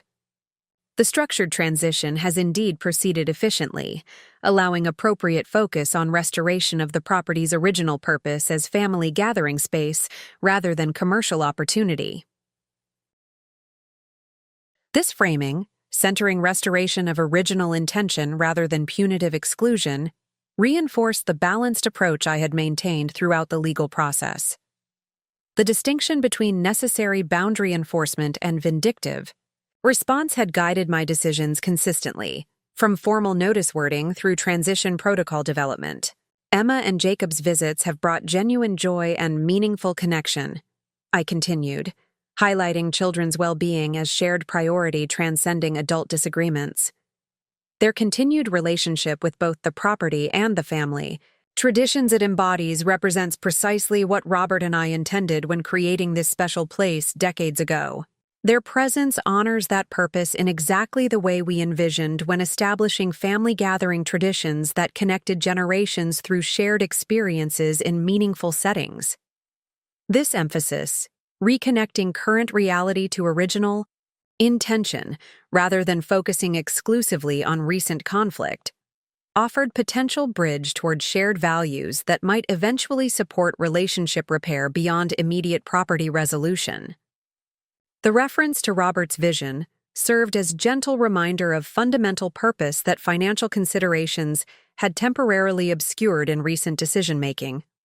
I recognize that significant reconsideration often follows major transitions. I acknowledged, respecting the reflection process Michael had referenced without premature closure of legitimate accountability requirements. Should that process eventually lead toward interest in appropriate family gatherings that honor the property's original purpose while respecting clear boundaries regarding decision-making authority, I remain open to exploring possibilities that support meaningful connection while maintaining necessary protections against repeating recent patterns. This balanced response, maintaining firm boundaries regarding essential protections while allowing potential future evolution through demonstrated change rather than merely verbal assurances, reflected the approach I had always advocated for clients navigating similar family property conflicts. Premature relationship normalization without sustained evidence of transformed perspective often led to repeated boundary violations. While rigid exclusion, regardless of potential growth, prevented healing, that genuine accountability might eventually support. 6 months after reclaiming the lake property, I received an unexpected call from Caroline Lawrence, an acquaintance from my professional network who had recently retired from 4 decades practicing estate planning law. "Eleanor, I hope you don't mind my reaching out," she began with characteristic directness. "I'm working with a new foundation addressing elder property rights, and your recent experience has been mentioned by several colleagues as particularly instructive regarding protective trust provisions. Would you consider consulting on educational materials we're developing for seniors facing potential family property transitions?" This invitation to transform challenging personal experience into educational resources, helping others navigate similar vulnerability, offered meaningful purpose beyond individual victory in my specific situation. Throughout my career, I had witnessed how individual cases often created valuable learning opportunities that extended protection beyond those directly involved when properly translated into educational frameworks accessible to others facing similar circumstances. "I'd be honored to contribute," I responded after considering potential value my experience might provide others. The protective clause that proved crucial in my situation reflected 4 decades of professional wisdom regarding vulnerable transition points in family property matters. If that knowledge can help others establish appropriate protections before crisis points develop, that represents meaningful extension of professional legacy beyond my individual practice. Over subsequent weeks, this collaboration developed into a comprehensive educational program for seniors considering property transitions. The materials balanced necessary legal protections with recognition of legitimate family considerations, avoiding both naive vulnerability and unnecessary defensiveness through practical frameworks that protected essential rights while facilitating appropriate family involvement within clearly established boundaries. The Eleanor Clause has become our shorthand for the protective revocation provision we now recommend as standard element in all family property trusts, Caroline shared during our presentation to the Elder Rights Association's annual conference. This elegantly protective language creates essential safety mechanism without confrontational framing that might generate resistance during trust creation. This professional recognition, transforming personal experience into widely adopted protection mechanism, provided profound validation that transcended my individual property victory. The clause that had protected my lake house would now extend similar protection to countless other vulnerable seniors navigating complex family property transitions with similar emotional and financial dynamics. 9 months after the property transition, Thomas contacted me regarding unexpected development in Patricia's commercial ambitions. "You might find this interesting," he noted during our monthly check-in call. "Patricia's Windermere Luxury Rentals has apparently secured different property 3 miles from your cabin. a newer construction with similar lake views, but none of the historical elements or handcrafted features that made your property unique. This information suggested Patricia had redirected her commercial ambitions toward more appropriate venue rather than abandoning the business concept entirely. The selection of property specifically designed for rental purposes rather than family retreat reflected potentially constructive channeling of entrepreneurial interests toward appropriate opportunities rather than attempted conversion of spaces created for fundamentally different purposes. The marketing materials emphasize contemporary luxury and modern amenities rather than authentic family retreat character, Thomas continued. It seems she's recognized that genuine family properties with generational character can't be artificially replicated through renovation, leading to more appropriate focus on properties specifically designed for commercial purposes. This evolution, redirecting commercial interests toward appropriate venues rather than attempted conversion of family spaces, suggested potential learning beyond merely tactical adjustment to legal outcomes. The recognition that certain property values transcend commercial potential represented meaningful development from the perspective that had driven inappropriate modification plans for our family cabin. 1 year after Patricia's text message had triggered the trust's revocation clause, I hosted modest gathering at the restored lake house with carefully considered invitation list. Emma and Jacob naturally attended, along with Thomas and his wife Sarah, my longtime friend and neighbor Margaret, and several members of the Elder Rights Association who had helped develop the educational materials based on my experience.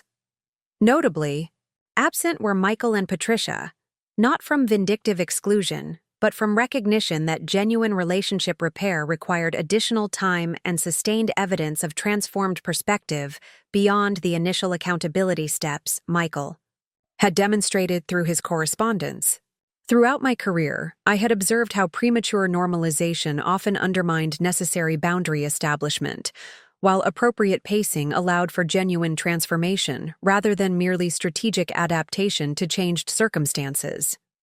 The gathering celebrated both the property's restoration to its intended purpose and the broader impact my experience had generated through educational resources, now helping others establish appropriate protections before crisis points developed.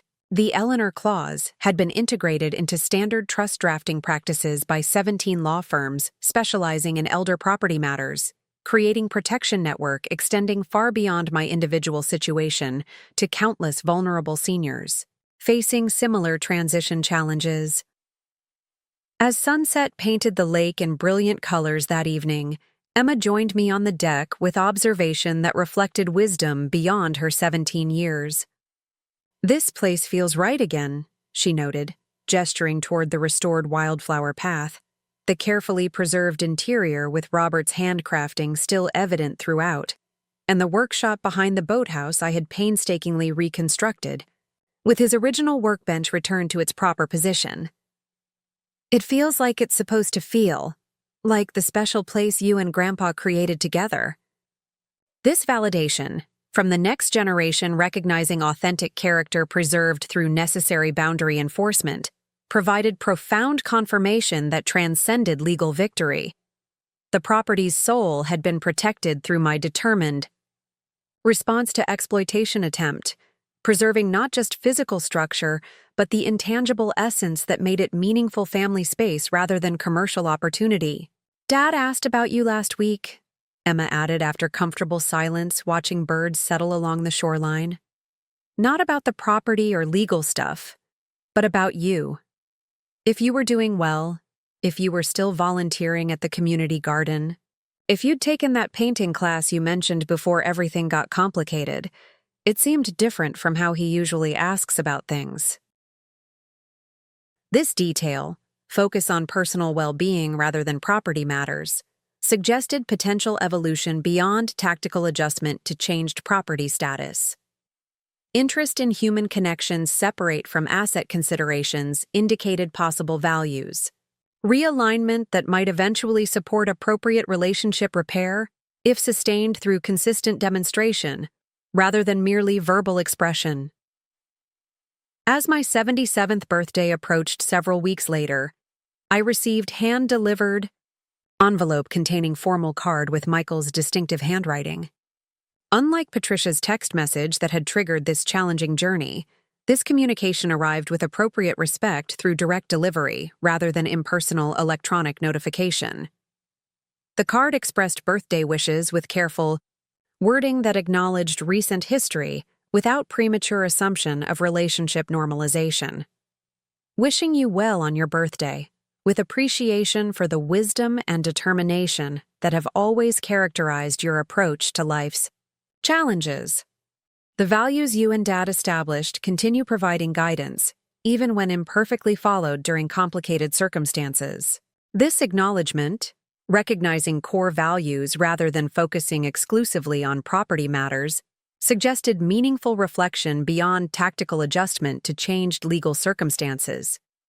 The recognition of imperfect adherence represented accountability step that transcended defensive positioning without expecting immediate relationship restoration based on mere verbal acknowledgement. Inside the card, I found separate note addressing practical matter with potential significance beyond immediate logistics. The renovations to our primary residence have required temporary relocation that has prompted significant reassessment of priorities and approaches. Patricia and I are currently living separately while addressing fundamental differences regarding values and financial priorities that recent events have brought into clearer focus. Should you be amenable, I would welcome opportunity for conversation regarding lessons from recent experiences and potential paths forward that honor both necessary boundaries and meaningful family connections. This suggestion carries no expectation of immediate resolution, but rather recognition that measured engagement might eventually support healing that benefits multiple generations affected by adult decisions they didn't create. This communication, acknowledging fundamental values differences rather than focusing exclusively on specific property disagreement, suggested meaningful evolution in Michael's understanding of underlying dynamics that had created recent conflict. The recognition that property disputes often manifest deeper disconnections represented important insight that might eventually support authentic relationship repair if consistently demonstrated through actions beyond merely verbal recognition. My response, after careful consideration with input from both Thomas and my trusted friend Margaret, balanced appropriate boundaries with genuine openness to potential healing through demonstrated transformation rather than premature forgiveness, without sustained evidence of changed perspective.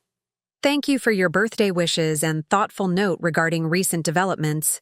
I would be open to conversation after suitable preparation by both parties, perhaps with professional facilitation that could help navigate complex emotional terrain while maintaining appropriate boundaries. This measured response, neither rejecting potential engagement nor rushing toward premature resolution, reflected the balanced approach I had maintained consistently throughout this challenging journey. The suggested professional facilitation acknowledged emotional complexity requiring structured support rather than informal conversation that might inadvertently bypass necessary accountability or reestablish harmful patterns without adequate protection. 2 years after Patricia's text message had attempted to exclude me from my own property, I hosted expanded gathering at the lake house that represented meaningful evolution in family dynamics, without artificial normalization that minimized necessary accountability. Michael attended without Patricia, who had relocated to another state following their divorce finalization 6 months earlier. His presence reflected careful rebuilding through sustained demonstration of transformed perspective, rather than merely verbal assurances or tactical adjustment to changed legal circumstances. The gathering included Emma and Jacob, now increasingly independent young adults developing their own relationship with the family property separate from parental complications. Emma had recently begun pre-law studies with interest in elder rights issues directly influenced by witnessing my experience, while Jacob continued developing the carpentry skills Robert had begun teaching him, now creating his own small woodworking projects in the restored workshop behind the boathouse. As sunset painted the lake in spectacular colors that evening, I found Michael standing alone on the dock, watching the light play across water in thoughtful contemplation. Joining him with appropriate respect for both shared history and necessary boundaries, I experienced complex emotions familiar from my professional practice, yet more intense in personal application. Recognition of harm caused alongside acknowledgement of genuine accountability efforts beyond tactical adjustment to change circumstances. "Dad loved this particular time of evening," Michael observed quietly, maintaining respectful focus on shared memory rather than presuming immediate relationship normalization. "He always said the light between day and night revealed things you couldn't see in full sunshine, the subtle colors and reflections that required transition moments to become visible." This observation, centering Robert's wisdom rather than immediate circumstances, offered bridge across complicated terrain through shared connection that transcended recent conflict. The reference to transition revealing previously obscured elements held particular resonance given recent events and subsequent realizations that property conflict had illuminated. "The last 2 years have revealed many things I couldn't see during more comfortable periods," Michael acknowledged after thoughtful silence. The property dispute exposed fundamental disconnections regarding values and priorities that extended far beyond specific disagreements about renovation preferences or usage patterns. That clarity, while painfully acquired, has ultimately proven valuable beyond property considerations. This recognition that legal conflict had illuminated deeper issues requiring attention beyond specific asset disagreements reflected meaningful evolution from initial defensive positioning during the confrontation period. The capacity to acknowledge broader implications suggested genuine reflection rather than merely strategic adaptation to changed legal circumstances. Emma's interest in elder rights law represents unexpected legacy from challenging circumstances, he continued, acknowledging positive development emerging from difficult experience. "Her observation of your response to attempted exploitation has shaped her understanding of justice in ways theoretical education alone couldn't accomplish. That influence will extend far beyond our immediate family through her eventual professional contribution." This acknowledgement, recognizing positive impact despite painful process, reflected emotional maturity that transcended binary thinking about complex family dynamics. The capacity to identify constructive elements emerging from challenging circumstances without minimizing harm caused or accountability required suggested genuine integration rather than superficial resolution. "The property remains your creation. With Dad," Michael stated with clarity that acknowledged fundamental reality without defensiveness or qualification. "My role moving forward, should you find continued inclusion appropriate, would be participant honoring established traditions and boundaries, rather than decision-maker regarding spaces built through your vision and determination." That understanding represents fundamental shift from previous perspective that inappropriately centered control rather than respectful participation. This statement, explicitly acknowledging appropriate role limitations without resentment or qualification, represented meaningful accountability beyond tactical adjustment to changed legal circumstances. The recognition of fundamental relationship to the property reflected values realignment rather than merely strategic positioning based on current power dynamics. As darkness settled over the lake, the cabin's windows glowed with warm light that had welcomed family gatherings for nearly 50 years.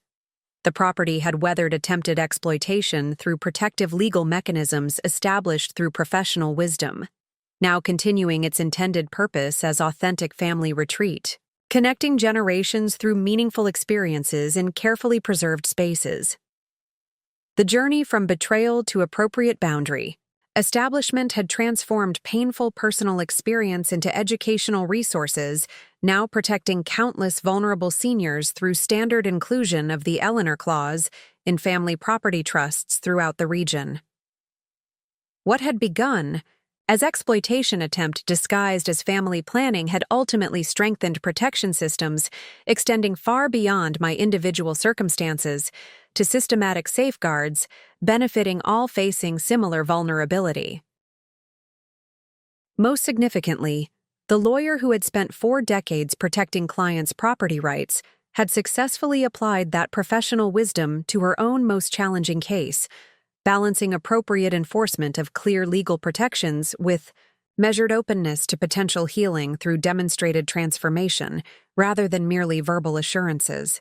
The lake house that had witnessed family history across 5 decades continued its intended purpose, now with heightened appreciation for both its tangible beauty and the intangible wisdom embedded in protective legal frameworks that had preserved its authentic character against attempted exploitation disguised as modernization.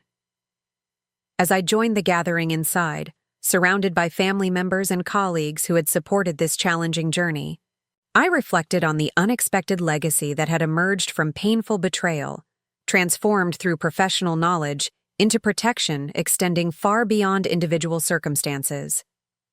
Sometimes the most important stands we take involve protecting fundamental rights.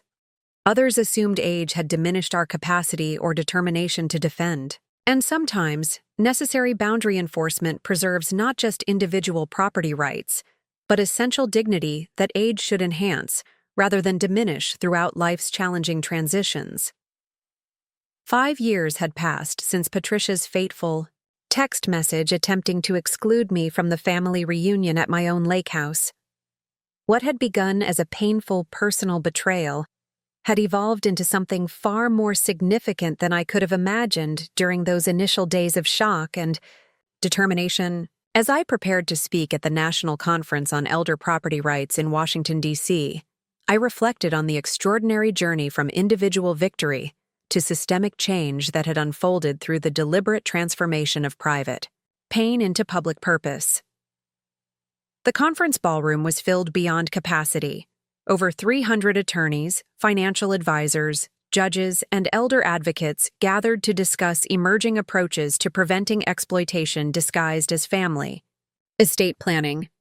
My keynote address, titled The Eleanor Clause, Preventative Protection Through Strategic Trust Design, represented the culmination of work that had grown from my personal experience into national movement changing how property transitions were structured across generations. 5 years ago, I stood in my kitchen reading a text message that would change not just my personal circumstances, but eventually property law practices throughout multiple states, I began, sharing the story that had now helped countless others establish appropriate protections before vulnerability points developed. What began as simple exclusion from a family gathering became catalyst for protective legal provisions now standard in 17 states and under consideration in 11 more. This evolution from personal crisis to professional legacy demonstrates how individual determination can transform exploitation attempts into systemic protection, extending far beyond single circumstances. The audience's engaged attention reflected widespread recognition of the Eleanor Clause phenomenon, the standard trust provision originally developed for my personal protection that had now been incorporated into property transfer protocols by over 700 law firms nationwide. The provision's elegant design created automatic reversion mechanisms triggered by specific exclusion behaviors without requiring costly litigation or complex enforcement proceedings, making protection accessible for seniors across economic circumstances, rather than limited to those with substantial resources for extended legal battles. My journey to this national platform had developed through deliberate stages following the initial property reclamation. The Regional Elder Rights Association had first incorporated my experience into educational materials for seniors considering property transitions, then expanded this approach into training programs for attorneys specializing in elder law throughout the state. When these programs demonstrated significant reduction in exploitation cases within 18 months of implementation, national organizations had taken notice, leading to expanded initiatives that transformed local success into broader, systemic reform. Judge Caroline Winters, who had overseen several early cases applying the clause's protections, had become particularly influential advocate for its standardization throughout judicial training programs. The Eleanor Clause fundamentally changed our approach to family property disputes, she explained during her introduction of my keynote. Rather than addressing exploitation after significant damage occurs, this preventative framework establishes clear boundaries and automatic remedies that prevent exploitation. Attempts from succeeding while avoiding unnecessarily adversarial proceedings that damage family relationships beyond repair. This balanced approach, protecting vulnerable seniors without unnecessarily antagonizing well-intentioned family members, had proven key to the clause's widespread adoption.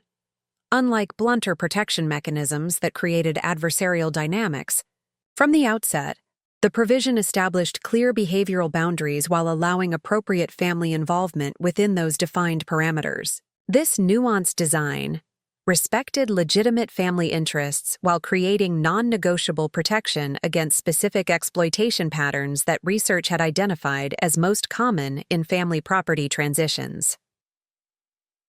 The educational initiatives flowing from my experience had expanded beyond legal spheres into financial institutions, healthcare settings, and senior community organizations.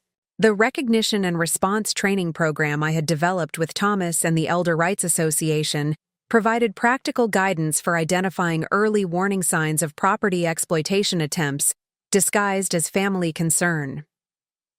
This program had been implemented in over 200 financial institutions, creating frontline protection through enhanced awareness among professionals regularly interacting with vulnerable seniors during property transition discussions.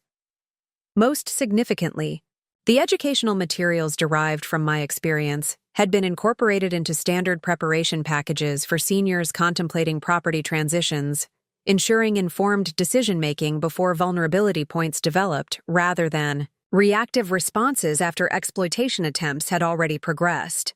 This preventative approach, addressing potential problems before crisis developed, reflected the wisdom accumulated through my 4-decade legal career, transformed into practical protection accessible to seniors across diverse circumstances. The transformation of my personal experience into professional legacy had provided profound purpose during what might otherwise have been a difficult period of family estrangement. While the relationship reconfiguration following the property conflict had necessarily involved uncomfortable boundaries and painful realizations, the parallel development of educational initiatives had created meaningful focus beyond individual circumstances. This productive channeling of difficult experience into constructive purpose reflected the resilience that had characterized my approach to challenges throughout my life and career. As my keynote address continued, I shared specific case examples, demonstrating how the clause had protected vulnerable seniors across diverse circumstances. The widower whose adult children had attempted similar exclusion from family vacation property he had built with his late wife. The retired teacher whose nephew had tried redirecting her lakefront cottage toward rental income generation, contrary to her clearly expressed wishes. The elder artist whose studio property had been targeted for commercial development by adult children prioritizing financial return over meaningful workspace she had created through decades of investment and care. These cases demonstrate common pattern that makes standardized protection necessary despite unique family circumstances, I explained, highlighting elements connecting seemingly different situations. The tactic of gradual marginalization before outright exclusion, the framing of elder preferences as merely sentimental rather than legitimate decision-making, and the characterization of protective legal measures as unnecessarily adversarial, rather than appropriate boundary establishment. These elements appear consistently across diverse exploitation attempts, making standardized protection both possible and necessary. This observation, identifying common tactical patterns despite surface differences in family circumstances, reflected analytical insight developed through collaborative research with the Elder Justice Center following my initial case resolution. The systematic study of over 300 family property disputes had revealed remarkably consistent exploitation approaches, despite varied family dynamics and property types, making standardized protection mechanisms both practical and effective. across diverse circumstances. Following my keynote presentation, the conference featured panel discussion including Michael, whose perspective as family member who had participated in exploitation attempt before developing accountability represented uniquely valuable contribution to prevention education. His willingness to acknowledge harmful patterns and discuss personal evolution provided powerful learning opportunity that transcended theoretical frameworks through authentic experience shared with remarkable vulnerability. The gradual normalization of inappropriate control patterns happens through incremental steps that seem individually reasonable, Michael explained with candor that impressed even skeptical audience members. Each small decision framing elder preferences as merely sentimental rather than legitimately determinative creates foundation for eventual complete marginalization, justified as practical necessity rather than recognized as fundamental rights violation. His professional background in investment consulting had evolved following our family experience, with specialized focus now developed in ethical property transition frameworks that balanced legitimate family interests with fundamental elder rights protection. This professional redirection, applying personal learning through painful experience to protection of others potentially facing similar vulnerability, represented meaningful accountability beyond merely verbal acknowledgement or private behavioral change. The financial pressures that often motivate inappropriate control attempts typically remain unacknowledged in favor of protection narratives that position the elder as beneficiary rather than victim of rights violations. Michael continued, addressing underlying dynamics often obscured in exploitation situations. This framing, "We're doing this for your benefit despite your preferences," creates particularly insidious dynamic that masks financial self-interest behind language of care while systematically dismantling decision-making authority based on age rather than demonstrated capacity. This insight, highlighting how protection narratives mask financial motivations in many exploitation cases, reflected important learning from our specific situation, now transformed into educational framework, helping others recognize similar patterns before substantial harm occurred. The transparency regarding his own participation in such dynamics provided powerful learning opportunity that theoretical presentations alone couldn't accomplish, particularly for professionals working with families negotiating complex property transitions across generations. Following the conference presentations, reception provided opportunity for informal conversations with professionals implementing the Eleanor Clause in diverse practice settings nationwide. These discussions revealed how broadly the protection mechanisms had been adapted across varied circumstances while maintaining core protection elements regardless of specific property types or family dynamics involved. We've incorporated the clause into every family trust involving property transfers for clients over 60, shared Rebecca Martinez, estate planning attorney from Arizona. The remarkable aspect is how rarely we've seen triggering events compared to previous exploitation patterns, suggesting the mere existence of clear remedy mechanisms prevents behavior that previously seemed almost inevitable in certain family dynamics. This preventative impact, protection through boundary clarity rather than enforcement actions, represented precisely the outcome I had hoped might develop when first sharing my experience through educational initiatives. Throughout my legal career, I had observed how clear frameworks establishing specific consequences often prevented problematic behavior patterns that ambiguous arrangements inadvertently enabled, despite good intentions among most family members navigating complex transition processes. The clause's design genius is its non-accusatory framing, noted James Wilson, judge from Oregon's Elder Protection Court. By establishing behavioral boundaries rather than presuming exploitative intent, it allows appropriate family involvement while creating specific protection against harmful patterns regardless of conscious intention.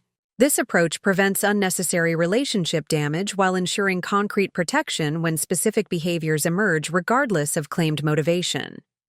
This observation, highlighting how the clause's design protected against harmful patterns, while avoiding unnecessary relationship damage through accusatory framing, reflected the balanced approach I had advocated throughout my career when addressing complex family property matters. The distinction between establishing clear behavioral boundaries and making accusatory judgments about underlying intentions had proven crucial for widespread adoption across diverse practice settings and family circumstances.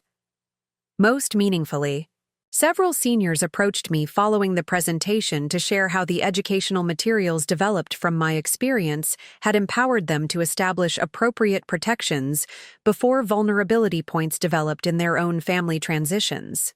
Your story gave me courage to insist on protective provisions despite pressure to sign simplistic transfer documents, shared Margaret Thompson, 79-year-old widow contemplating vacation property transition. The materials helped me recognize early warning signs in conversations with my son-in-law that exactly matched patterns you described, allowing preventative action before problems developed rather than difficult remediation afterward. These personal impacts, individual seniors empowered through educational resources developed from my experience, provided profound validation, transcending professional recognition or systemic reform achievements.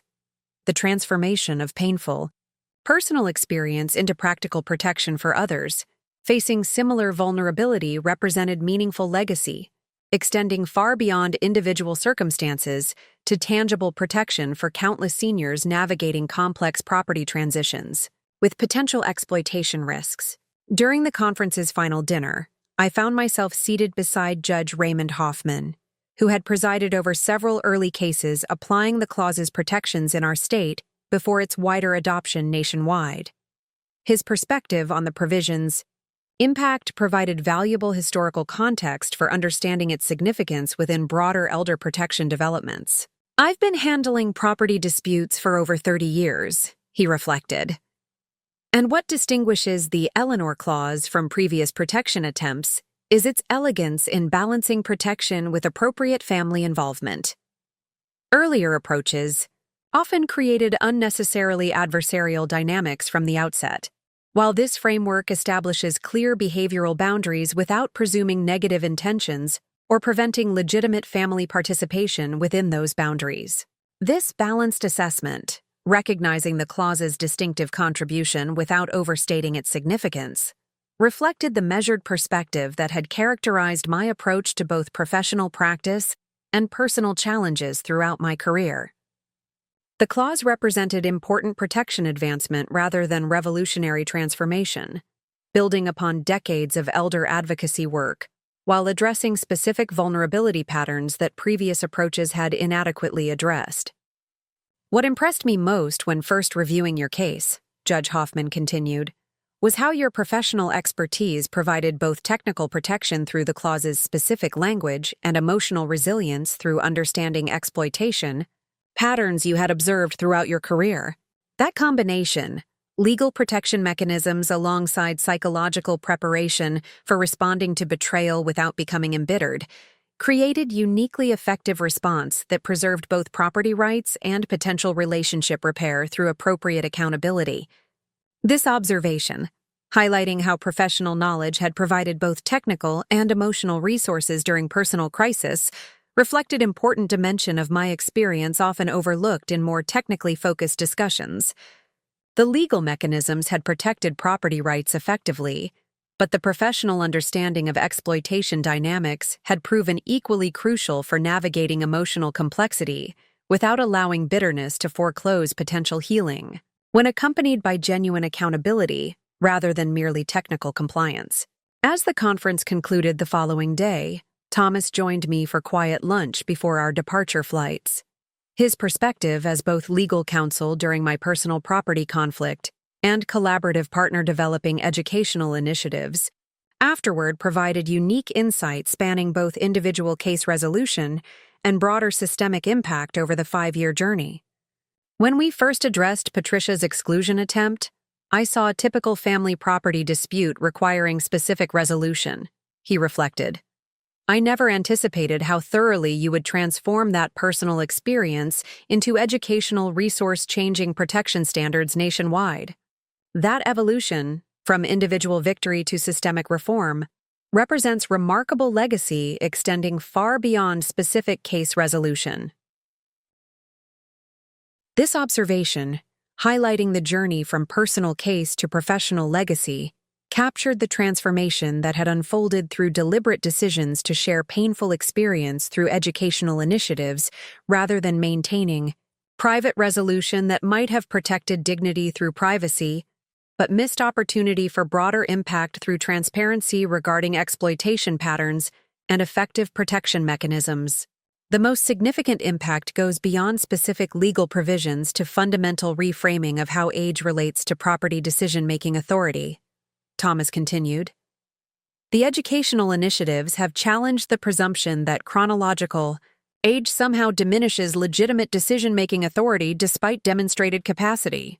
That conceptual shift, maintaining presumption of authority until specific incapacity is demonstrated, rather than gradually diminishing authority based merely on advancing age, represents fundamental paradigm change extending beyond technical legal provisions.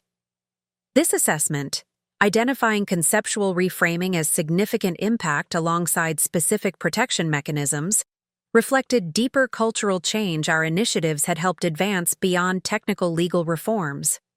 The insistence on respecting demonstrated capacity rather than relying on age-based assumptions had influenced professional practice standards across disciplines involved in elder property transitions, from legal advisors to financial institutions, to healthcare providers making capacity assessments during transition planning.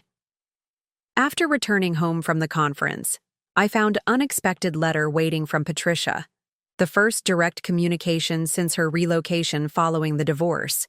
5 years earlier, the carefully composed message acknowledged harm caused while maintaining appropriate boundaries that respected relationship reconfiguration following the exploitation attempt and subsequent accountability process. I've followed the national impact of the protection clause from distance, she wrote with evident consideration.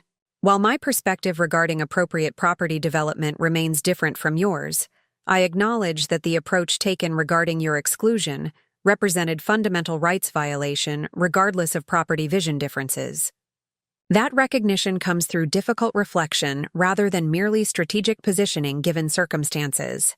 This acknowledgement, separating legitimate difference regarding property vision from inappropriate exclusion approach, reflected meaningful distinction often overlooked in family property disputes, where substantive disagreement becomes justification for procedural violations regarding decision-making authority. The recognition that legitimate difference of opinion regarding optimal property usage never justifies rights. Violations regarding decision-making processes represented important insight developed through apparent reflection rather than merely tactical communication. The educational materials developed from that experience have clearly helped countless others establish appropriate protections before vulnerability develops, she continued, acknowledging broader impact beyond our specific situation.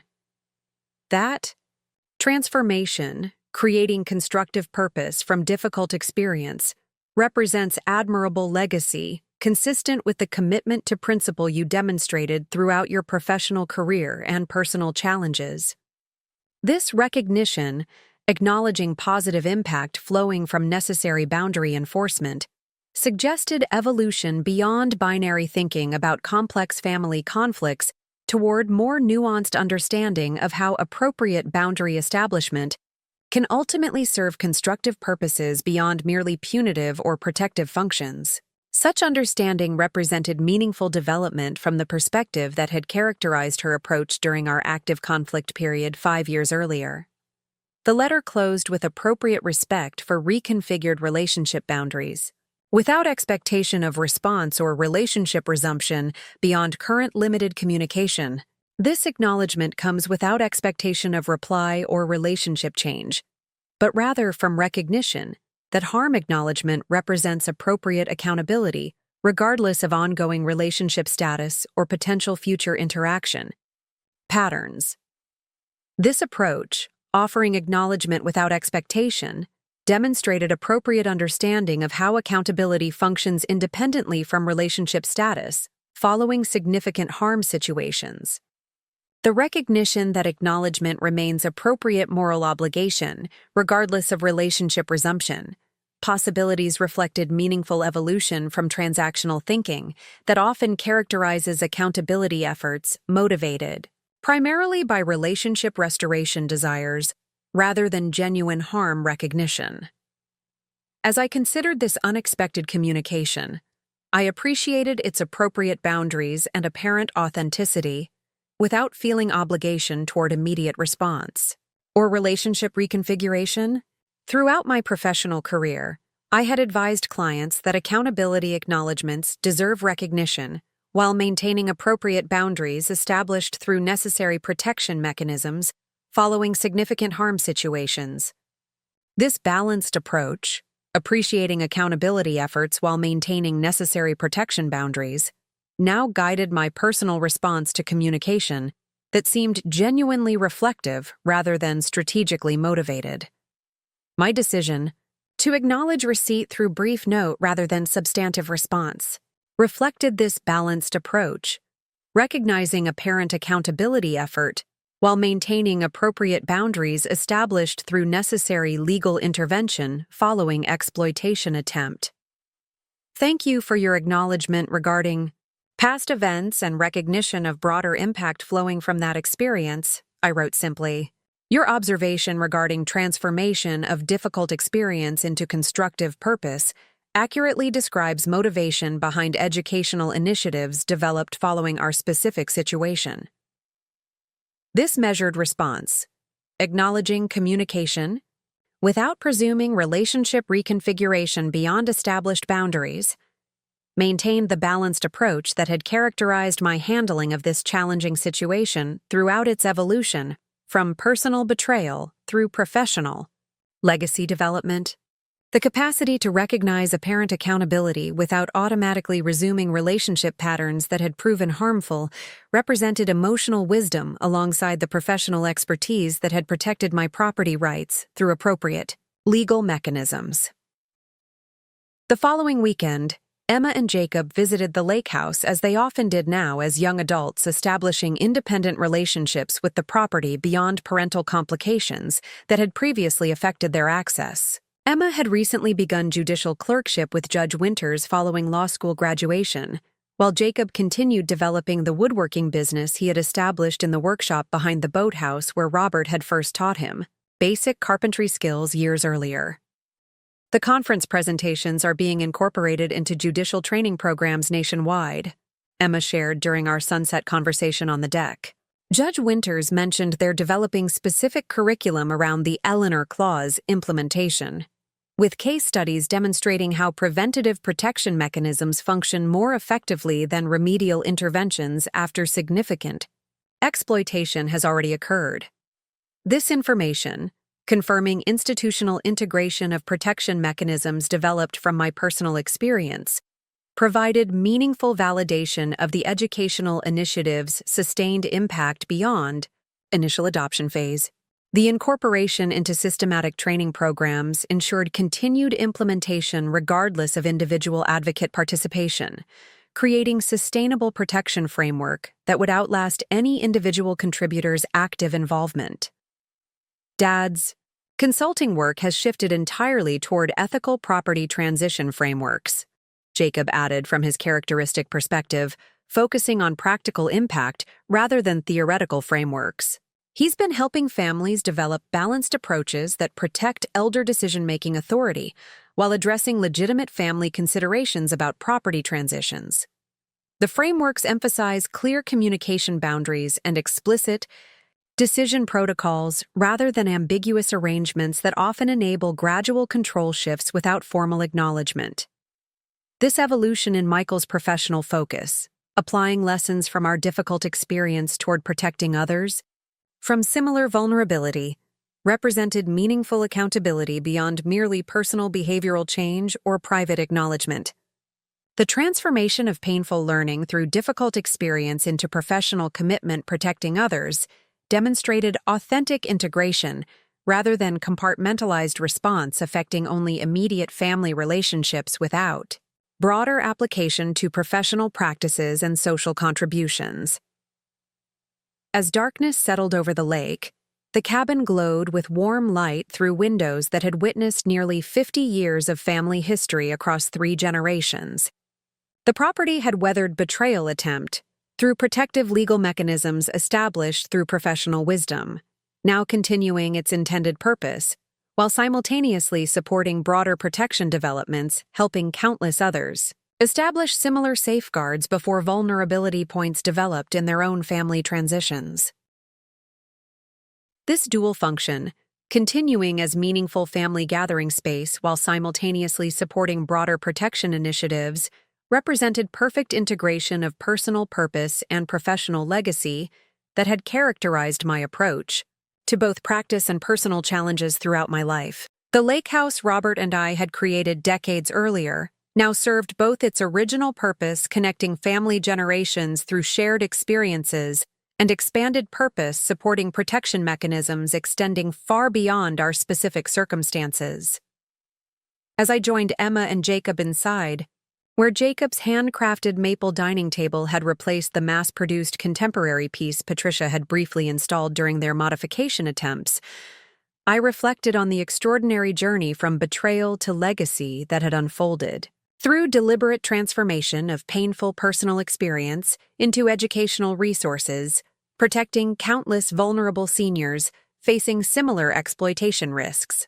The text message that had attempted my exclusion had instead catalyzed protection mechanisms now standard in family property transitions nationwide, demonstrating how determination informed by professional expertise could transform exploitation. Attempts into systemic protection extending far beyond individual circumstances. Sometimes the most important contributions emerge from our most difficult challenges, particularly when professional wisdom provides both technical protection mechanisms and emotional resilience during personal betrayal experiences. And sometimes, the legacy of such painful journeys extends far beyond individual vindication to systematic reforms, protecting countless others from similar vulnerability, transforming private pain into public purpose that outlasts individual experience to create enduring protection for generations to come.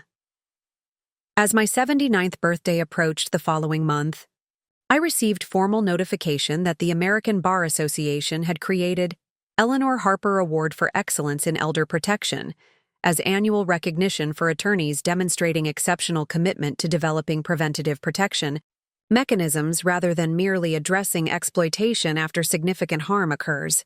This institutional recognition, establishing named legacy within professional organization I had served throughout my career, provided profound validation, transcending individual case outcomes, or even specific protection mechanisms developed.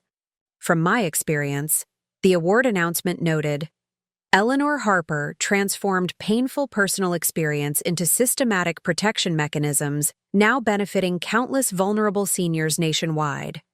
Her insistence that chronological age doesn't diminish fundamental decision-making rights regarding property created through lifetime investment and care has catalyzed significant evolution in how property transitions are structured across generations.